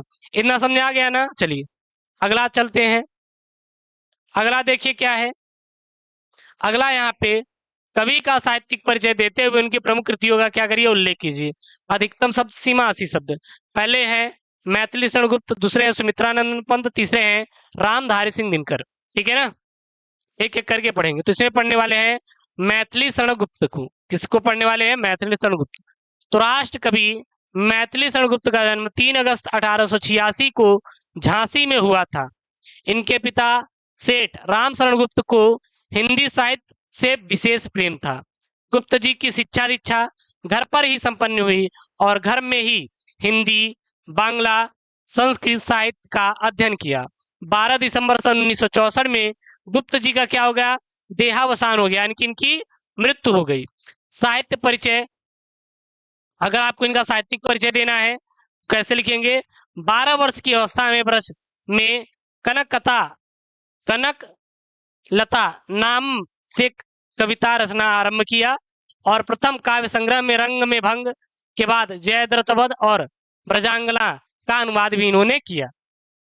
उसके बाद इनकी कृतियां कौन कौन सी हैं? तो मैथिली शरण गुप्त की निम्नलिखित प्रकार की कृतियां हैं, रचनाएं हैं। जैसे महाकाव्य है साकेत और यशोधरा। अब पेपर में आएगा कि निम्नलिखित में से भारतेंदु हरिश्चंद्र की रचनाएं हैं, या फिर महाकाव्य है साकेत और यशोधरा, खंड काव्य है जयद्रथवध, भारत भारती, पंचवटी, द्वापर सिद्धराज, नहुस, अंजलि और अर्ध्य, अजीत, अर्जन और विसर्जन, पृथ्वीपुत्र, शकुंतला, विश्ववेदना, दियोदास, काबा और करबला, भूमि भाग इत्यादि क्या है? खंड काव्य हैं। नाटक कौन कौन से हैं? रंग में भंग, राजा प्रजा, वन वैभव, विकट भट्ट और विरहिणी, वैतालिक, हिंदू, चंद्रहास इत्यादि कौन सी है? इनकी नाटक हैं। किसके हैं? भारतेंदु हरिश्चंद्र के। अनुदित रचनाएं कौन कौन सी हैं? प्लासी का युद्ध, मेघनाथ वध और वृत्त संहार इत्यादि इनकी क्या है? अनुदित रचनाएं हैं। तो क्या यहाँ पे आप लोगों को मैथिली शरण गुप्त का साहित्यिक परिचय और रचनाएं समझ में आई नहीं? एक बार बता दो, एक बार फटाफट क्या है बता दो,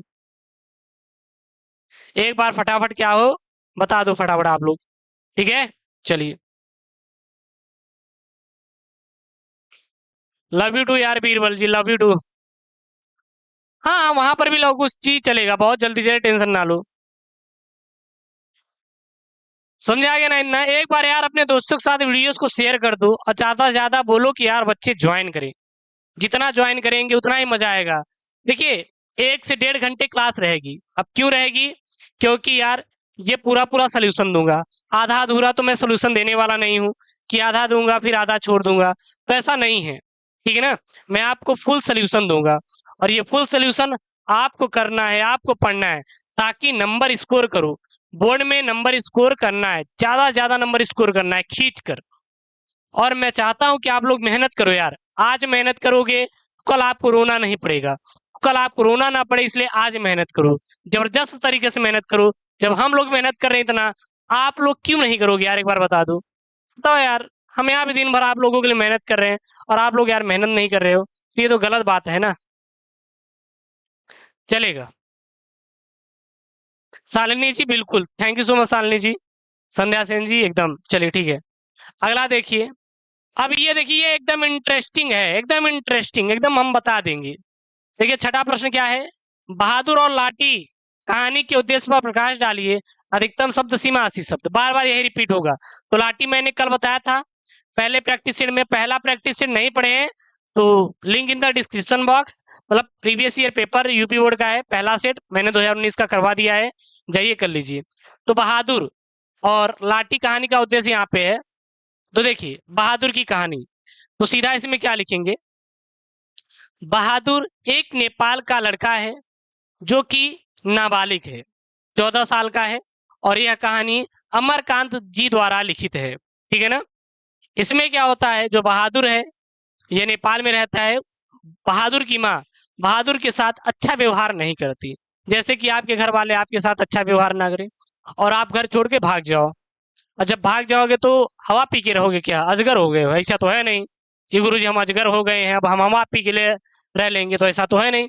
तो इसके लिए आपको भोजन चाहिए ना, तो भोजन के लिए पैसे चाहिए, पैसे के लिए काम चाहिए, तो काम करने गया इसी बहादुर। तो बहादुर की माँ जब लगा दी कान के नीचे, तो बहादुर का नहीं अब हम नहीं रहेंगे, मेरे सम्मान की बात है, मम्मी ने हाथ उठा दिया। अब बेचारा वो पोलो ले लिया, घर से तड़ी पार हो गया, तड़ी पार हो के पहुंचता है कहाँ पे, सीधा पहुंचता है शहर में, और वहां पर अमरकांत जी की पत्नी मिलती है निर्मला। अब कहती है, हे बहादुर तुम मेरे यहाँ काम करो यार, तुझे तो काम की जरूरत भी है। तो कहता ठीक है मैं काम करूंगा, तो उसको रख लेती हैं। पहले तो बहादुर के साथ अच्छा व्यवहार करती है, बढ़िया प्यार से, आपको भी पता होगा शुरू में बहुत ज्यादा प्यार रहता है। अब बाद में लतियाना शुरू करती है बहादुर को, कहेंगे भाग साला, नहीं तो चोरी करता है, ये करता है वो करता है।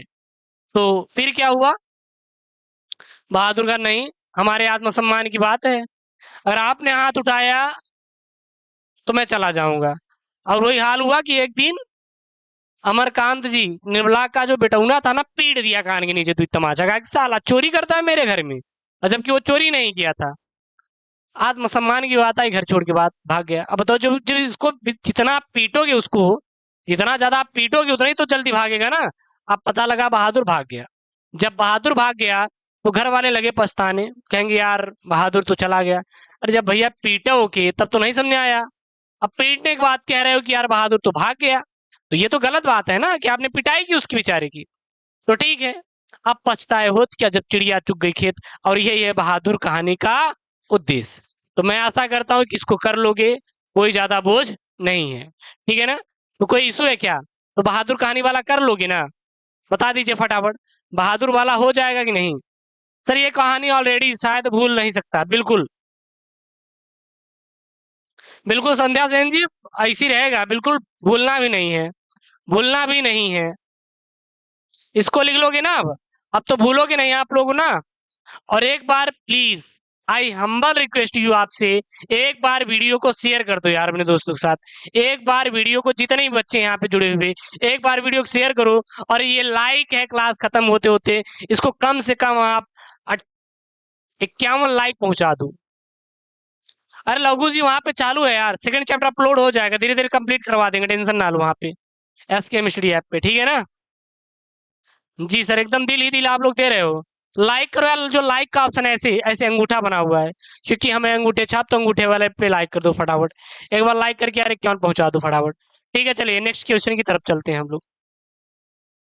अब आएगा स्वपठित खंड काव्य, तो इसके लिए मैं अलग से सीरीज चलाऊंगा, स्वपठित नाटक के आधार पर निम्नलिखित किसी एक का उत्तर दीजिए। अभी 28 सेट आएंगे, परेशान मत होइए, किसी किसी एक सेट में से सॉल्व करा दूंगा। तो इसको आप अपने जिले के अनुसार याद करिएगा, हर एक जिले हर एक जिले के लिए अलग अलग खंड काव्य है। तो आप लोग बताओ किस किस जिले से हो, एक बार चलिए बता दीजिए फटाफट। आप लोग एक बार बता दीजिए कि आप लोग किस किस जिले से हैं। Thank you so much, like कर दिए सर जी।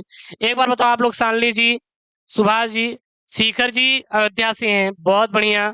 साहिल जी कर दिए, सुभाष जी भी अयोध्या से हैं। Thank you so much Shalini ji, बिल्कुल सर कर दिए। वीडियो को शेयर, थैंक यू यार, थैंक यू सो मच आप लोगों का प्यार। और इसका मैं पीडीएफ में भेज दूंगा टेलीग्राम पे। गोंडा से सुभाष जी सर, अयोध्या से। अरे गोलू जी उत्तर प्रदेश में कहाँ से, हमें बताए थे चले आएंगे। अच्छा मणिपुर से हैं, अच्छा मणिपुरी। उन्नाव से सर जी हैं गोलू जी। जयपुर से, अच्छा जौनपुर, सॉरी जौनपुर से हैं यहाँ पे लौखुश जी, यदुवंशी जी। शालिनी जी बिल्कुल सर शेयर कर दिया, कोई टेंशन नहीं, लाइक भी कर दिया। सर गुड इवनिंग, अरे गुड इवनिंग आशीष जी, कैसे हो? 790। प्रांशु जी एकदम दिल दे दी यार, थैंक यू यार। ठीक है चलिए, तो ये हो जाएगा, आप अपने अपने जिले के अनुसार कर लीजिएगा, ठीक है ना, इसमें कोई ज्यादा इशू नहीं है। क्लियर है? चलिए चलते हैं। अब उसके बाद यहाँ पे खंड ख है। खंड ख कितने नंबर का आएगा? 50 अंकों का आने वाला है, जो कि ये व्याकरण का एक रूप है। क्या है? व्याकरण का रूप है। सोचो, व्याकरण। खंड का कितने नंबर का? 50 अंक का। खंड का कितने नंबर का? 50 अंक का। इसमें जो नौवा प्रश्न का क रहेगा और क्या रहेगा? ख। बहुत ही ज्यादा सिंपल है। यह 7 नंबर का है और ये भी कितने नंबर का है? 7 नंबर का है। तो ये तो आप कर ही लोगे। अब कहेंगे गुरुजी संस्कृत का गद्यांश और श्लोक यानी कि पद्यांश हमें नहीं आता, हमें नहीं आता, मैं क्या करूं? पहली बात तो मैं यहाँ पे सॉल्व दे दिया हूं, ठीक है ना।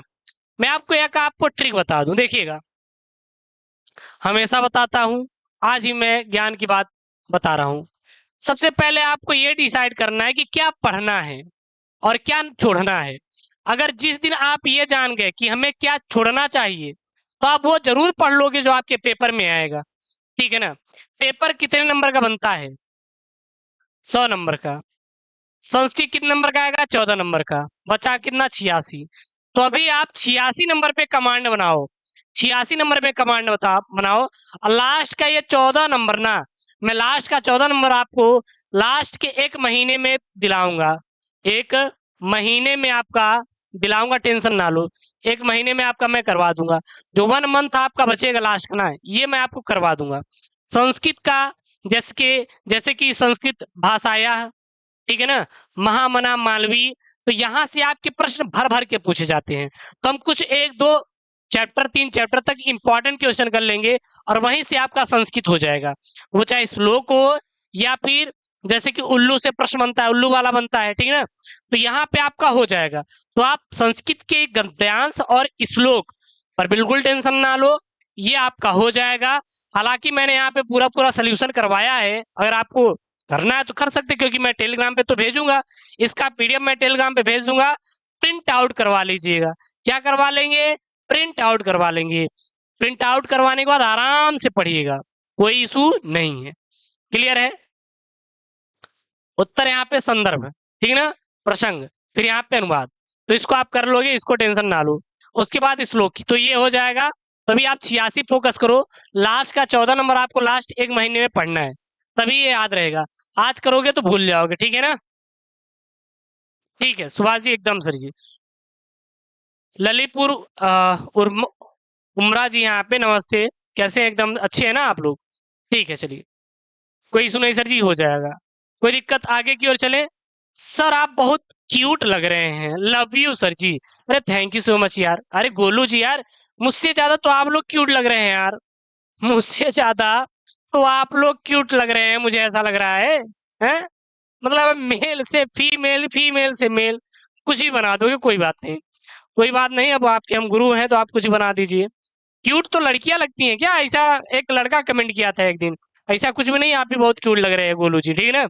है मजाक करें, सीरियसली मत लेना कि दिल से ले लो। अरे गुरु जी, आप तो हमारे उनका मजाक उड़ा लिए। Good evening Rahul ji. तो बोरिंग तो नहीं लग रहा है ना हिंदी का सेशन आप लोगों को? क्योंकि यार 40 जुड़े थे, लास्ट में 14 रुके हैं, अभी फिर जुड़ जाएंगे बाद में 40 बच्चे। तो एक बार शेयर करो इसको, 50 पहुंचा दो यार आप लोग। अरे राम राम सुभाष जी, राम राम। केमिस्ट्री केमिस्ट्री पर वीडियो बनाएंगे आशीष जी, बनाएंगे, बहुत चौचक वीडियो बनाएंगे। खुद से लिख कर बनाऊंगा, खुद से लिख कर मैं बनाऊंगा, टेंशन ना लो उसको। लव यू यार, लव यू। अरे यार गोलू यार, मजा आ गया यार मिलके आपसे। अरे गुड इवनिंग गौरव यार, कहाँ थे अभी तक? हम्म, कहाँ थे? अरे गुरुजी हम अपने उनसे मिलने गए थे, इसलिए हम क्लास में नहीं आए। कोई बात नहीं, अब मत मिलने जाना, क्योंकि 150 दिन बाद आपका पेपर है, ठीक है ना? उनसे मतलब अपने फ्रेंड से यार, क्या यार। चलिए, 10वां प्रश्न है, मुहावरे और लोकोक्तियां। किसी एक का अर्थ लिखकर वाक्य प्रयोग कीजिए। अपना उल्लू सीधा करना, ईद का चांद होना, आम के आम गुठलियों के दाम, चोर की दाढ़ी में तिनका। चोर की दाढ़ी में तिनका। तो एक एक करके करेंगे, ठीक है ना? एक एक करके हम लोग करेंगे। अपना उल्लू सीधा करना यानी कि अपना काम निकालना। अरे गुरुजी, अरे गुरुजी, जो गोलू है ना, अपना काम निकालने के लिए ना मुझसे बहुत प्यार से बात करते हैं, और उसके बाद गोलू प्यार से बात नहीं करते हैं, मुझे बुरा लगता है गुरुजी। इसको कहते हैं अपना अपना काम निकालना, ठीक है ना? समझ में आया कि नहीं यार? मजाक में बोल रहे थे गोलू जी, यार आपके लिए है, आपके लिए नहीं है, क्रिएट किया गया, ठीक है? तो आजकल लोग अपना काम निकालने के लिए किसी दूसरे को क्या पहुंचाते हैं? हान पहुंचाते हैं। लेकिन गुरु जी हान नहीं, गोलू यहाँ पे हान गुरु जी नहीं पहुंचाए, बस यही था कि हमसे प्रश्न पूछ लिए प्यार से, और जब हम उनसे प्रश्न पूछे तो वो नहीं बताएं। तो ये समझ में आया आपको? ये समझ में आया? Good evening, good evening sir. ये आपका चैनल हमारे बड़े भाई पढ़ रहे हैं। अच्छा अच्छा, ठीक ठीक, ओके ओके। अपना उल्लू सीधा करना, अपना काम निकालना, बिल्कुल गोलू जी एकदम चौचक। तो ये आपको समझ आ गया ना? कर लोगे अपना? अरे एकदम बढ़िया सतीश जी, कहाँ थे इतने दिन तक यार? टारगेट 95 शिखर जी, बिल्कुल फोड़ो तोड़ो। ईद का चांद होना, अरे गुरुजी हमारे वो ईद का चांद हो गई हैं, दिखाई नहीं दे रही हैं। हाँ, हमारे वो मतलब आपके फ्रेंड, ठीक है ना? यहाँ पे ई लगा दिए या लगा दिए तो इसका मतलब नहीं वो, ठीक है? बहुत दिनों बाद दिखाई देना, वाक्य प्रयोग। सर, जब से रमेश की शहर में नौकरी लगी है ना, तब से वो ईद का चांद हो गया है, यानी कि दिखाई नहीं दे रहा है। आम के आम, गुठलियों के दाम। अरे गुरुजी, अरे गुरुजी, जो मैं आपसे तैयारी कर रहा हूं ना, अर्धवार्षिक में भी यही छापूंगा, और वार्षिक में भी यही छापूंगा, और बोर्ड पेपर में भी यही छापूंगा। तो इसको बोलते हैं आम के आम गुठलियों के दाम। मजा आया कि नहीं? बताओ फटाफट। और हाफ ईयरली के पेपर से पहले में भी आपको टारगेट बैच चलाऊंगा, टेंशन ना लो। हाफ ईयरली की भी तैयारी इस बार बहुत चौचक जोर शोर से करवाऊंगा, टेंशन ना लो। वाक्य प्रयोग क्या हो जाएगा? पुरानी पुस्तकें पढ़कर रामू ने परीक्षा में प्रथम श्रेणी प्राप्त कर ली, और उसके बाद पुस्तकें आधे दामों में बेच भी दी। इसे कहते हैं आम के आम गुठलियों के दाम। चोर की दाढ़ी में तिनका, दोषी का व्यवहार ही दोष प्रकट करता है। अर्थात जब चोरी की घटना के लिए अपराधी की शिकनात हो रही थी, तो अभियुक्त अभियुक्त राजेश बिना पूछे ही बोलने लगा कि मैं तो वहां था ही नहीं। मतलब कि अभी उससे पूछा ही नहीं गया, ना ये कहा गया कि चोरी हुई कि नहीं। अभियुक्त मतलब जो उसमें पार्टिसिपेट किया, जो चोरी किया गया, जो पकड़ा गया है, ठीक है ना? वो बोल दिया गुरुजी हम वहां पे थे ही नहीं। तो यही कहते हैं। तो ये बताइए, आपका ये क्लियर हो गया? मुहावरे आपका क्लियर हो गया कि नहीं? एक बार फटाफट बताओ, और समझ में आया कि नहीं? अच्छा, आपका भी आएगा, बिल्कुल टेंशन ना लो। लालपुर जी, अरे ऐसा मत करो यार आशीष, ऐसा मत करो, अब दिल तोड़ दोगे। मतलब मुझसे प्यार नहीं करते हैं, छोड़ के चले जाओगे? ऐसे मत करो यार, बिल्कुल नहीं, पढ़ाई पे ध्यान दे दो। उसके बाद ठीक है ना, इंजीनियर बन जाओ, डॉक्टर बन जाओ। हाफ ईयरली का पेपर, हाँ हाँ बिल्कुल बताएंगे, बिल्कुल बताएंगे, क्लियर है ये। अरे गुड इवनिंग यार गौरव जी, गुड इवनिंग। अरे हैप्पी बर्थडे यार, राहुल जी आज है ही नहीं है। 10 अगस्त को हैप्पी बर्थडे है, तो 10 अगस्त को आप मिलेंगे कि नहीं? ये बताइए। सुबह में हम लोग 7 बजे 10 अगस्त को मिलेंगे, तो आप लोग 10 अगस्त को सुबह में 7 बजे रख के 6 बजे रख के पोल करवा देंगे। उस दिन आपके लिए बिगेस्ट ऑफर रहेगा, और हम लोग मुलाकात करेंगे। और मैं चाहता हूं कि यार बर्थडे पे कुछ स्पेशल हो, और एक टारगेट बनाओ कि हाँ यूपी बोर्ड में उस दिन आपको आना है मेरे साथ, ठीक है ना? 10 अगस्त को मिलेंगे इस पे। गौरव जी चलिए, अगला चलते हैं यहाँ पे। अगला है यहाँ पे, अगला क्या है यहाँ पे, संधि विच्छेद है गुरुजी। विद्यालय का संधि विच्छेद क्या हो जाएगा, विद्यालय का संधि विच्छेद क्या हो जाएगा, विद्याधन आलय गुरुजी, विद्यालय का संधि विच्छेद हो जाएगा। विद्याधन आलय संधि विच्छेद हो जाएगा किसका, विद्यालय का, विद्याधन आलय। अरे गुरुजी नायका का संधि विच्छेद क्या हो जाएगा, नायका का हो जाएगा नय धन अक, नायका का क्या हो जाएगा, नय धन अक, ठीक है ना। उसके बाद हो जाएगा गुरुजी महोत्सव का संधि विच्छेद क्या हो जाएगा, महाधन उत्सव, महोत्सव का क्या हो जाएगा, संधि विच्छेद हो जाएगा। उसके बाद गुरुजी विभक्ति और वचन आप पूछ रहे हैं, तो आत्मनी में कौन सी विभक्ति की है, कौन सा वचन है, तो सप्तमी विभक्ति एक वचन, सप्तमी विभक्ति एक वचन जो है यह आत्मनी में है। आत्मनी में कौन सी विभक्ति कौन सा वचन है, सप्तमी विभक्ति एक वचन है, ठीक है ना। जगत शब्द में विभक्ति और वचन है, तो जगत में प्रथमा विभक्ति एक वचन है, कौन सी है, प्रथमा विभक्ति एक वचन है। उसके बाद गुरुजी शब्द युग्मों का सही अर्थ लिखिए। अपेक्षा उपेक्षा, तो अपेक्षा मतलब तुलना होता है, उपेक्षा मतलब अवहेलना होता है, तो तुलना और अवहेलना, ठीक है। अनल और अनिल, गुरुजी अनल मतलब होता है अग्नि और अनल मतलब होता है वायु। अनल और अनिल का मतलब होता है गुरुजी, अनल और अनिल का मतलब होता है गुरुजी अग्नि और वायु होता है। उसके बाद है यहाँ पे खवाला क्या है, निम्नलिखित शब्दों में से किसी एक शब्द के दो अर्थ लिखिए। कनक, कर, अंबर। तो कनक मतलब धतूरा और सोना, कर मतलब टैक्स और किरण, अंबर मतलब क्या हो जाएगा, आकाश और वस्त्र, आकाश और वस्त्र। उसके बाद है यहाँ पे वाक्यांशों के लिए एक शब्द का सर जी चयन कीजिए। जिसकी इच्छाएं बहुत ऊंची हो उसे महत्वाकांक्षी कहते हैं, जिसकी इच्छाएं बहुत ऊंची उसे महत्वाकांक्षी कहते हैं।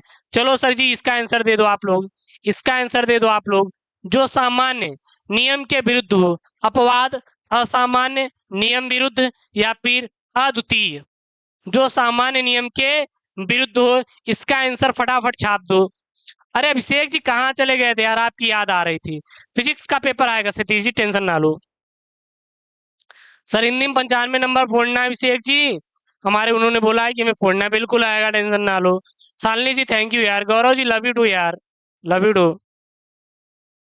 अरे गुरु जी ऑप्शन, ए ऑप्शन है गुरु जी, ठोक दो ये ऑप्शन, मैं कह रहा हूँ कि ऑप्शन है तो आप लगा दीजिए। क्यों नहीं लगा रहे हैं गुरु जी ऑप्शन, प्रांशु जी भी बोलती हैं गुरु जी ऑप्शन है। चलो ठीक है मैं लगा दे रहा हूँ यहाँ पे, अपवाद हो जाएगा, बहुत बढ़िया, बहुत चौचक आंसर दिए आप लोग। अब यहाँ पे शुद्ध करके लिखना है, क्या करना है, शुद्ध करके, किन्हीं दो वाक्यों को सिद्ध करके लिखिए, लेकिन मैं पूरा पूरा सॉल्व कराऊंगा। महादेवी वर्मा हिंदी की प्रसिद्ध कवित्री थी, तो इसमें शुद्ध रूप क्या लिखेंगे, महादेवी वर्मा हिंदी की प्रसिद्ध कवित्री हैं। उसके बाद ई, अरे है भी यार, परमात्मा, परमात्मा के अनेकों नाम है, तो शुद्ध रूप क्या हो जाएगा, परमात्मा के अनेक नाम हैं। एक फूल की माला लाओ, यानी कि ए फूल की एक माला लाओ। कृष्ण और राधा नित्य कर रहे हैं, शुद्ध रूप क्या हो जाएगा, कृष्ण और राधा नित्य कर रहे हैं। तो ये शुद्ध रूप वाला आप लिख लोगे कि नहीं, आप लोग बताइए फटाफट, शुद्ध रूप वाला आप लिख लोगे कि नहीं। गुड इवनिंग जय किरण जी, जू गुड इवनिंग करण जी, गुड इवनिंग, कैसे हो यार, एकदम बढ़िया ना। एक्चुअली यार आंखों में थोड़ी सी दिक्कत है मेरी, बट कोई बात नहीं यार, सही हो जाएगा, दवा मैंने यूज कर रहा हूँ। दवा भी देखिए, क्योंकि मैं अपना यहीं पे पढ़ना भी रहता है मेरा ये, मैं यहाँ पे अपनी तैयारी भी करता हूँ, ठीक है ना। भैया सिलेक्शन हो जाए फिर बताएं किसकी तैयारी करते हैं। तो देन जो मेरा स्टूडियो है ना, तो यहाँ मैंने एक तरफ स्टूडियो सेटअप किया है, एक तरफ अपना पढ़ने वाला, एक तरफ अपना टारगेट है, कॉपी किताब है, कभी टूर कराएंगे। और यहीं पे बेंच पे, क्योंकि यहीं मैं अपना पढ़ता हूँ, तो यहीं पे देखिए ये आंखों की दवा रखा हूँ, क्योंकि आंखों में थोड़ा सा प्रॉब्लम हो गई इस समय, कोई इसमें फ्लू चल रहा है आंखों वाला, तो दिन आप लोग बच के रहिएगा, ठीक है ना। हाँ बिल्कुल, तो मेरी भी आंखों में थोड़ी सी यार जलन हो रही, तो इसके लिए मैंने दो दवा रखा है, हालांकि बहुत बहुत ही अच्छी दवा है मुझे लग रहा है, और दोनों काम की दवा है। तो दिन मैं हमेशा रखा रहता हूँ, जब भी होता है भाई डाल के आराम से पढ़ाई करो, कोई इशू नहीं है। तो आप लोग प्लीज, आप लोग अपना ख्याल रखिएगा, ठीक है ना। और प्लीज अपना ख्याल रखिएगा, और आंखों का जो ये चल रहा है इससे थोड़ा बच के रहिएगा। सर आप बहुत अच्छा बोला, thank you so much Aryan ji, तो ठीक, अपना आप लोग ख्याल रखिएगा, बिल्कुल केयर करिएगा, क्योंकि आंखें इंपॉर्टेंट है और फिर आप लोगों को ख्याल रखना है, ठीक है ना। चलिए, बिल्कुल लगाना तो पड़ेगा। जय भीम, जय करण जी, जय भीम। सर जी मेरा, हाँ बिल्कुल संध्या सेन जी, इसमें यही चल रहा है। तो अरे लव यू टू यार सतीश जी, इतना यार प्यार देते हो कि यार बहुत याद आती है आप लोगों की। चलिए चलिए शालिनी जी, यहाँ पे अगला देखते हैं क्वेश्चन। अगला यहाँ पे रस छंद अलंकार, रस छंद अलंकार 13वां प्रश्न है। रस छंद अलंकार हो जाएगा, बिल्कुल टेंशन मत लेना, ठीक है ना। जितना लिखवा रहे इतने कर लो, 6 नंबर का आएगा। एकदम गिरी हालत में नहीं करोगे तो गिरी हालत में 4 से 5 नंबर पा जाओगे, गिरी हालत में 4 से 5 नंबर पाओगे। वीर रस अथवा श्रृंगार रस का स्थायी भाव के साथ साथ उसकी परिभाषा और उदाहरण लिखिए। तो वीर रस क्या होता है, वीर रस क्या होता है, तो यहाँ पे क्या लिखेंगे वीर रस में। वीर रस का स्थायी भाव उत्साह है। जब किसी रचना या वाक्य आदि से वीरता जैसे भाव उत्पत्ति होती वहां पर वीर रस होता है। यानी कि विभाव, अनुभाव और संचारी भाव के संयोग से उत्साह नामक भाव प्राप्त होता है, जिसे हम लोग वीर रस कहते हैं। उदाहरण के लिए, वीर तुम बढ़े चलो, धीर तुम बढ़े चढ़ो। अथवा में श्रृंगार रस, श्रृंगार रस क्या है, क्या है श्रृंगार रस, क्या है श्रृंगार रस। किसी काव्य या कविता को पढ़कर सुनकर आश्रय के मन में अस्थायी भाव रति के जायत यानी कि उत्पन्न होने पर विभाव, अनुभाव, संचारी भाव के संयोग से श्रृंगार रस की उत्पत्ति होती है। उदाहरण के लिए, कर मुंदरी की आरसी प्रतिबिंबित चौपाई, पीठ दिए निर्धरक लखै इकटक दिठी लगाई। तो ये क्या है आपका श्रृंगार रस है। क्लियर है, क्लियर है ना एक बार। चलिए अगला है अनुप्रास अलंकार, अनुप्रास अलंकार और उत्प्रेक्षा अलंकार। तो अनुप्रास अलंकार क्या होता है, जब काव्य या कविता में वर्णों की आवृत्ति होती है तो समान वर्ण बार बार आते हैं, तो वहां स्वर समान हो जाते हैं अथवा असमान हो जाते हैं, तो उसे हम लोग अनुप्रास अलंकार कहते हैं। जैसे कि तरनी तनुजा तट तमाल तरुवर बहु छाए, तरुवर बहु छाए। देखिए यहाँ पे तर आया है, ठीक है, यहाँ पे तरु आया है, यहाँ पे तट आया है, यहाँ पे तमाल आया, देखिए त यहाँ पे आए हैं। तो यही क्या होता है आपका, जब किसी भी काव्य या कविता में वर्णों की बार बार आवृत्ति होती है और वो वर्ण बार बार आते हैं, चाहे उसके स्वर समान हो या फिर असमान, वही क्या होता है अनुप्रास अलंकार होता है। अथवा में उत्प्रेक्षा अलंकार है। उत्प्रेक्षा अलंकार क्या होता है, जहां उपमेय में उपमान की संभावना की जाए वहां उत्प्रेक्षा अलंकार होता है। जैसे मनु मानो, जनु जानो, जनऊ मनहु इत्यादि उत्प्रेक्षा अलंकार के क्या है, वाचक है। उदाहरण, सोहत ओढ़ पीत पट श्याम सलोने गात, मनहु नीलमणि सैर पर आतप पर यु प्रभात। ठीक है, ये क्या है आपका इसका उदाहरण है। उसके बाद यहाँ पे चौपाई, दोहा, छंद के उदाहरण है। तो चौपाई एक सममात्रिक छंद है, सबसे पहले चौपाई फिर दोहा, ठीक है ना।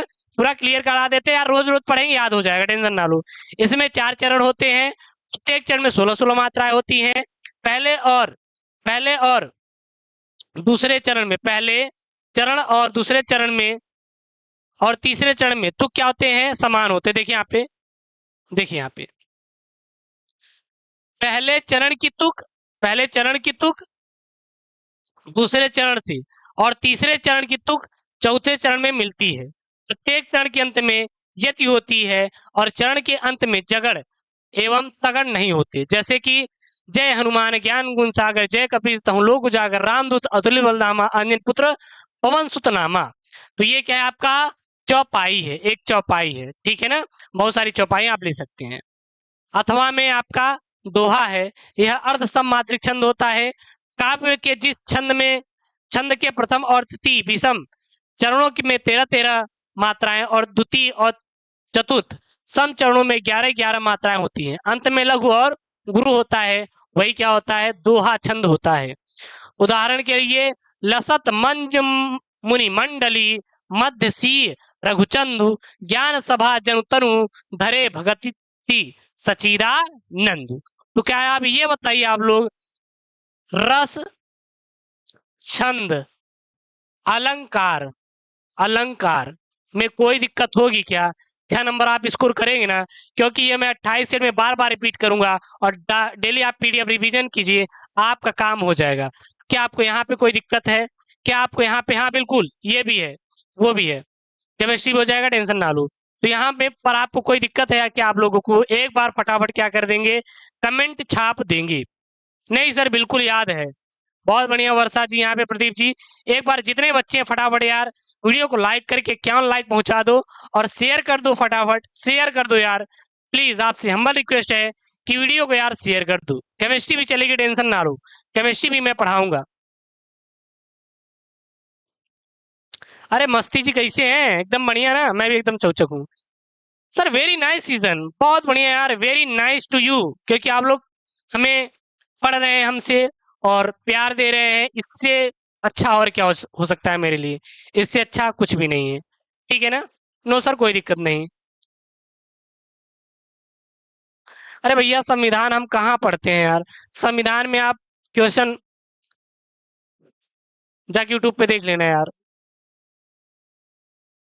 जयकरण जी ठीक है ना, हिंदी पढ़ लो भैया, ये संविधान आपके पेपर में नहीं आएगा। चलिए, गुड इवनिंग शिवांगी मिश्रा जी, कहाँ थी अभी तक? बहुत देर कर दी आज। उसके बाद चलिए, पहले बताइए आप उनको अपने पत्र लिखे हैं कभी? कभी लेटर लिखे हैं क्या?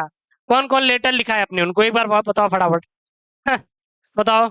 अरे नहीं गुरुजी हम नहीं बताएंगे, हम नहीं बताएंगे, मैंने अपने उनको पत्र लिखा है, मैं नहीं बताऊंगा। सुभाष आर्या जी कह रहे हैं कि गुरुजी मैंने लिखा है, क्या सुभाष लिखे हैं क्या? हाँ बोलो बोलो बोलो। हाँ देख राहुल जी बोल रहे हैं, बिल्कुल सर जी बिल्कुल, हम नहीं बताएंगे गुरुजी आपसे, आप होते कौन है? अरे मैं आपका गुरु हूँ, मुझे बता दो, सारी कमियां दूर कर दूंगा आपके अंदर से। मिलो कभी हमारे ऑफलाइन कोचिंग में, फिर आपको बताते हैं कि आप किसको पत्र लिखते हैं। हाँ? अरे अरे जयकरण जी काहे भौकाल छाड़ रहे हो यार? कोई बात नहीं जयकरण जी। अ, जयकरण जी उनके मतलब होता है अपने टीचर को यार, हैं? अपने माँ बाप को कभी लेटर लिख दो। क्या यार, मतलब जो इतना प्यार कर रहा है आप उनको नहीं लिख रहे हो? हम्म। चलिए बहुत मजाक हो गया। हम्म। हाँ बहुत बढ़िया, सुभाष आर्य जी प्रिंसिपल को लिखे हैं। शालिनी जी बिल्कुल यार लिखो यार, प्रिंसिपल जी को लिखो एक बार, छुट्टी के लिए तब देखो लिखने का तरीका आ जाएगा। बायो क्लास का होगा, टेंशन ना लो, होगा। बायो क्लास के लिए कल मैं अनाउंसमेंट करने वाला हूँ ना, आएगा।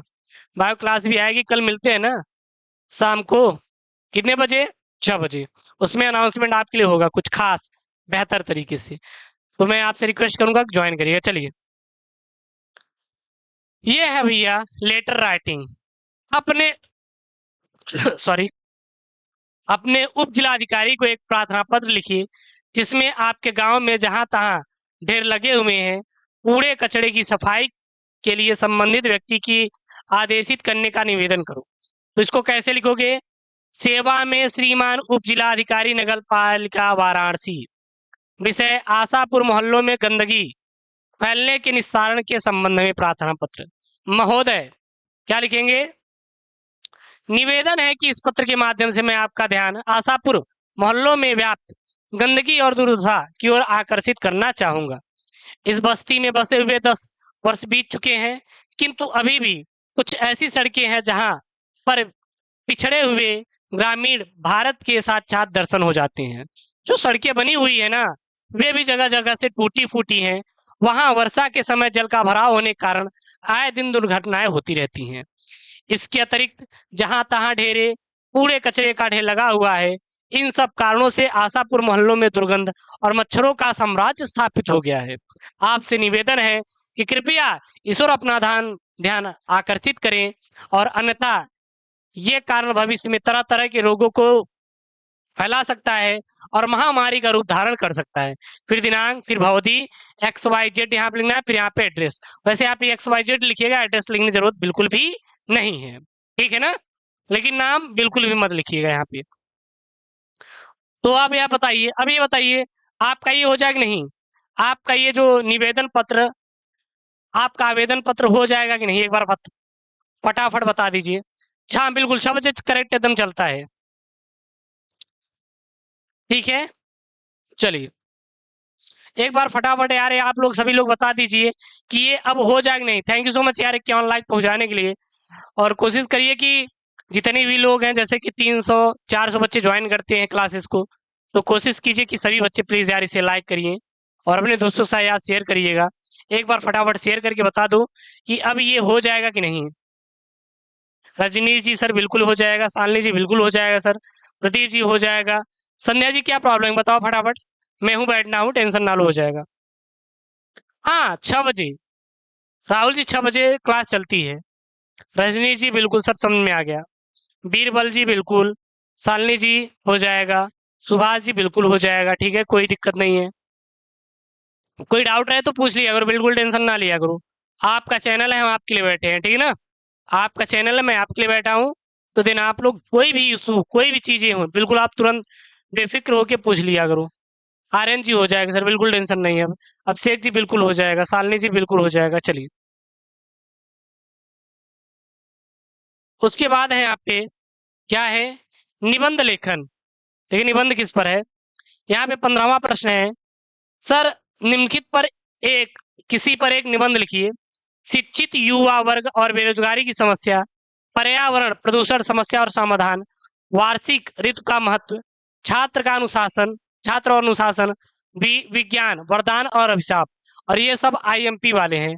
हर एक पेपर सेट में मैं एक लेकर चलूंगा जिसमें आपका कंप्लीट हो जाएगा। तो इसमें किसका निबंध लेखन करने वाले हैं, 9 नंबर का आएगा मेरे करे चालो, 9 नंबर का। सोचो 9 नंबर यानी कि 100%, यानी कि 10% आपका पेपर तो निबंध से ही नंबर दिला देगा यार। 10 नंबर, 9 नंबर मतलब है। तो निबंध लेखन किस पर है, शिक्षित युवा वर्ग, शिक्षित युवा वर्ग, बेरोजगारी की समस्या। सबसे पहले आपको प्रस्तावना डालना है, याद रखना प्रस्तावना। प्रस्तावना में क्या होता है, बेरोजगारी के बारे में आपको बताना है। बेरोजगारी क्या है, कैसे फैली, कैसे निवारण होगा, क्या क्या प्रभाव है, संक्षिप्त में, मतलब कि बहुत ही शॉर्ट में, ठीक है। तो शिक्षित युवा वर्ग की बेरोजगारी की समस्या नितांत सोचनीय विषय है। जब एक युवा शिक्षित होकर निकलता है तो उसके सामने जीविकोपार्जन की समस्या एक विकराल समस्या के रूप में सामने खड़ा हो जाता है। मतलब कि जब बीटेक करके कोई इंजीनियर बन के, डॉक्टर बन के निकलता है तो सबसे पहले होता है कि अब वो रोजगार चाहिए, क्योंकि लाखों रुपए खर्च कर चुका होता है। वर्तमान विज्ञान के युग में मशीनों और कंप्यूटरों का साम्राज्य स्थापित हो चुका है, जिसके कारण नौकरियों का स्थान मशीन और कंप्यूटर ले लिया। बिल्कुल, पहले जो काम देखिए लोग जाकर करते थे, आज वही चीजें जेसीबी कर रही हैं, मशीनें कर रही हैं। आजकल मैकेनिकल के जो लोग बीटेक करते थे, पहले उनको होंडा जैसी और टीसीएस टाटा जैसी कंपनियों में मिलता था नौकरी, लेकिन आज नहीं मिल रही। क्यों? क्योंकि रोबोट आ गए हैं बनाने के लिए, ठीक है। कंप्यूटर्स पहले कॉपी हाथों से जाती थी, लेकिन आज OMR शीट आ गया है। ऑनलाइन एग्जाम कंडक्ट कराए जा रहे हैं, तो ऑनलाइन में किसकी जरूरत है, टीचर की नहीं जरूरत है ना। तो इत्यादि बेरोजगार को निकल गया है, निकल मतलब लील गया है कुल मिला के। बेरोजगारी के कारण हमारे देश में बेरोजगारी के अनेक कारण हैं, और जो कि निम्नलिखित है। सबसे पहले जनसंख्या वृद्धि। हम तो हमारे 1 होने चाहिए, हम तो हमारे 10 है, तो बेरोजगारी तो होंगे ना, सबको नौकरियां नहीं मिलेगी। तो इसको आप अपने से अच्छे से पढ़ के इसका आंसर दे सकते हैं, ठीक है ना। मैं मेन हेडिंग पढ़ा दे रहा हूँ, आप बाकी कर लोगे, कोई इशू नहीं है। उसके बाद दोषपूर्ण शिक्षा प्रणाली, क्योंकि अलग से भी मैं लेकर आऊंगा। यानी कि सही बात, पढ़ाई नहीं करवाई जा रही है। बच्चे डिप्लोमा करते हैं, उनको सिविल इंजीनियरिंग के बारे में ज्ञान ही नहीं है। डिप्लोमा करके निकल रहा है बच्चा, उनसे पूछ लो ईंट के बारे में, ईंट की साइज क्या होती है, बता ही नहीं पाएगा। जबकि ईंट की जो ईंट होती है, भट्टे की ईंट, स्टैंडर्ड साइज होनी चाहिए 19 × 9 × 9 सेंटीमीटर, या फिर 23 centimetre into into 23 centimetre into 11.4 centimetre into 7.6 centimetre, ये आपकी ईंट की साइज होनी चाहिए। लेकिन उनसे पूछ लो, बता ही नहीं पाएंगे। दीवार, घर की दीवार कितने सेंटीमीटर ऊंची होनी चाहिए, 3 से 3.6 मीटर तक ऊंची होनी चाहिए, उसको पता ही नहीं है कितने मीटर ऊंची बनानी चाहिए। तो ये चीज आप घर की दीवार नाप लीजिए, 3 मीटर या 3.5 मीटर आएगा, उससे ऊंची दीवारें आपको नहीं मिलेगी। तो शिक्षा भी सही है, एक प्रकार से अच्छी देनी चाहिए। कुटीर उद्योग स्थापित होना चाहिए। औद्योगिकरण मतलब कि जो सरकारों को औद्योगिकरण करना चाहिए, मतलब कि उद्योग लगाना चाहिए, ताकि ज्यादा लोगों को जॉब मिल सके, ठीक है ना। कृषि पर ध्यान देना चाहिए। कुशल और प्रशिक्षित व्यक्तियों की कमी है। जैसे मान लीजिए कहीं आपको जॉब, कोई कोई अगर कंपनी आई, उसको जॉब में डिमांड, मतलब जॉब के लिए वो लड़कों को ले रही है, तो पता लगा लड़के उतने कुशल है ही नहीं कि उस काम को कर पाए, तो ये भी जरूरी है। बेरोजगारी दूर करने के क्या क्या उपाय हैं? सबसे पहला, जनसंख्या पर नियंत्रण होना चाहिए, शिक्षा प्रणाली में सुधार होना चाहिए। अच्छे शिक्षा, आज आप ही स्कूल में जाते हैं तो कितने अच्छे लेवल पे पढ़ाई जाती है स्कूल में, आप ही बता दीजिए। तो ऐसा तो है नहीं कि बहुत अच्छे लेवल पे स्कूलिंग कराई जाती है, आप लोग खुद पता है कि इतना अच्छे से पढ़ाया नहीं जाता, ठीक है। तो ये चीज है। और उसके बाद कुटीर उद्योगों का स्थापना किया जाए। कुटीर उद्योग है क्या? जैसे कि मत्स्य पालन, मत्स्य मतलब मछली का पालना, ठीक है ना, भेड़ियों का पालना, या फिर जो होते हैं देख सकते हैं अंडे जो देते हैं मुर्गी, मुर्गा और मुर्गियों का पालन, ये सब क्या है? ये सब कुटीर उद्योग ही है एक प्रकार से, ठीक है ना। उसके बाद है औद्योगिकरण। अब औद्योगिकरण का मतलब क्या है? औद्योगिकरण का मतलब है कि उद्योग को स्थापना करना। उद्योग रहेंगे तभी बेरोजगारी दूर हो पाएगी। सहकारी खेती, खेती पर ध्यान देना, ठीक है ना। तो ये सब आपके दूर करने के कारण, तो इस प्रकार से लिखेंगे पॉइंट में तो ज्यादा एग्जामिनर नंबर देगा। लास्ट में उपसंहार, उपसंहार मतलब कि कैसे दूर किया जा सकता है, तो इसमें क्या लिखेंगे? अंततः यह निष्कर्ष निकलता है कि शिक्षित युवा वर्ग में बेरोजगारी एक बहुत बड़ा अभिशाप है। सरकार को इस मामले को अति गंभीर होकर विचार करना चाहिए और इस पर अति संवेदनशील होकर जमीनी स्तर पर कार्य करना चाहिए। तो ये रहा आपका निबंध लेखन, जो कि पॉइंट वाइज अगर लिखेंगे तो आपको 9 नंबर आराम से एग्जामिनर देगा। तो ये बताइए, इस क्लास में ये आपका 2019 का सेट 2 है, कल हम लोग सेट 3 करेंगे, ठीक ना, सेट 3 करेंगे, ये सेट 2 है। और हम लोग कल क्या किए थे? सेट 1। सारे सेट आपको मिल जाएगा।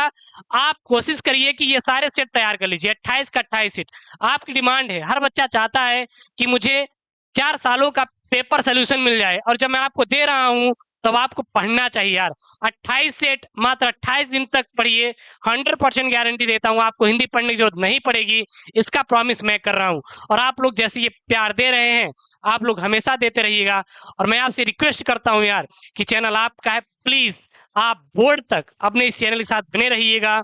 मैं आपका हर एक कोशिश मदद करूंगा, जो संभव है हो पाएगा, जितना भी कोशिश हो पाएगा मैं उतना कोशिश करूंगा बेहतर से बेहतर कंटेंट डालने के लिए, केवल आपके लिए। तो मेरे प्यारे बच्चों, ये चैनल आपका है, प्लीज सपोर्ट करिएगा यार। और मैं ये चीज भली बात जानता हूं कि आप लोग सपोर्ट बिल्कुल करोगे, ठीक है ना।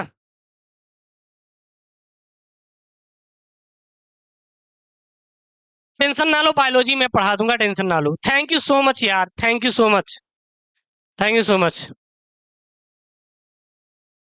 हाँ, मेरी आंख तो ठीक हो गई, लेकिन ये मैं दवा यूज किया तो मेरी आंख ठीक है, इससे मैं बहुत ज्यादा प्रॉब्लम नहीं, कल ज्यादा दिक्कत थी, जो कि बच्चे लाइव क्लास में ज्वाइन किए तो उनको पता है। तो देन आप लोग ख्याल रखिएगा, ठीक है ना। और ऐसे ही मैं डेली का डेली आपका पेपर सॉल्व कराऊंगा। आप लोगों के लिए यार मेहनत किया जा रहा है, प्लीज वीडियो को लाइक करिएगा। इसका PDF Telegram channel SKM study पे डाउनलोड कर लीजिएगा। एसकेएम स्टडी से हर एक बच्चा ज्वाइन होना चाहिए टेलीग्राम से, क्योंकि वहां पे सारे पीडीएफ मैं देता हूँ। स्मार्ट वर्क क्या करना है कि इसका पीडीएफ आप निकलवा के जाइएगा साइबर कैफे से, आराम से पढ़िएगा, पूरा याद हो जाएगा। पिछले 28 सेट का मैं सॉल्व यूट्यूब पहली बार यूपी बोर्ड में है कि जो कि यूट्यूब पर कराया जा रहा है, ऐसा वीडियो ढूंढ लीजिए, कहीं पर भी आपको मिलने वाला नहीं है। सो मिलते हैं यार नेक्स्ट वीडियो में। ओके दोस्तों, थैंक यू, जय हिंद, टेक केयर। कल मिलिएगा लाइव शाम को 6 बजे में, 6 बजे कुछ मैं बड़ा अनाउंसमेंट भी करूंगा। तो देन आप लोगों का प्यार ऐसे ही मिलता रहे, और यही मैं आपसे रिक्वेस्ट करता हूँ, प्लीज यार देते रहिए, क्योंकि चैनल आपका, मेरा कुछ भी नहीं है, मैं आऊंगा पढ़ाऊंगा, ठीक है ना। तो आप लोगों का सपोर्ट बस बना रहे। ओके दोस्तों, थैंक यू, जय Hind, take care, bye bye.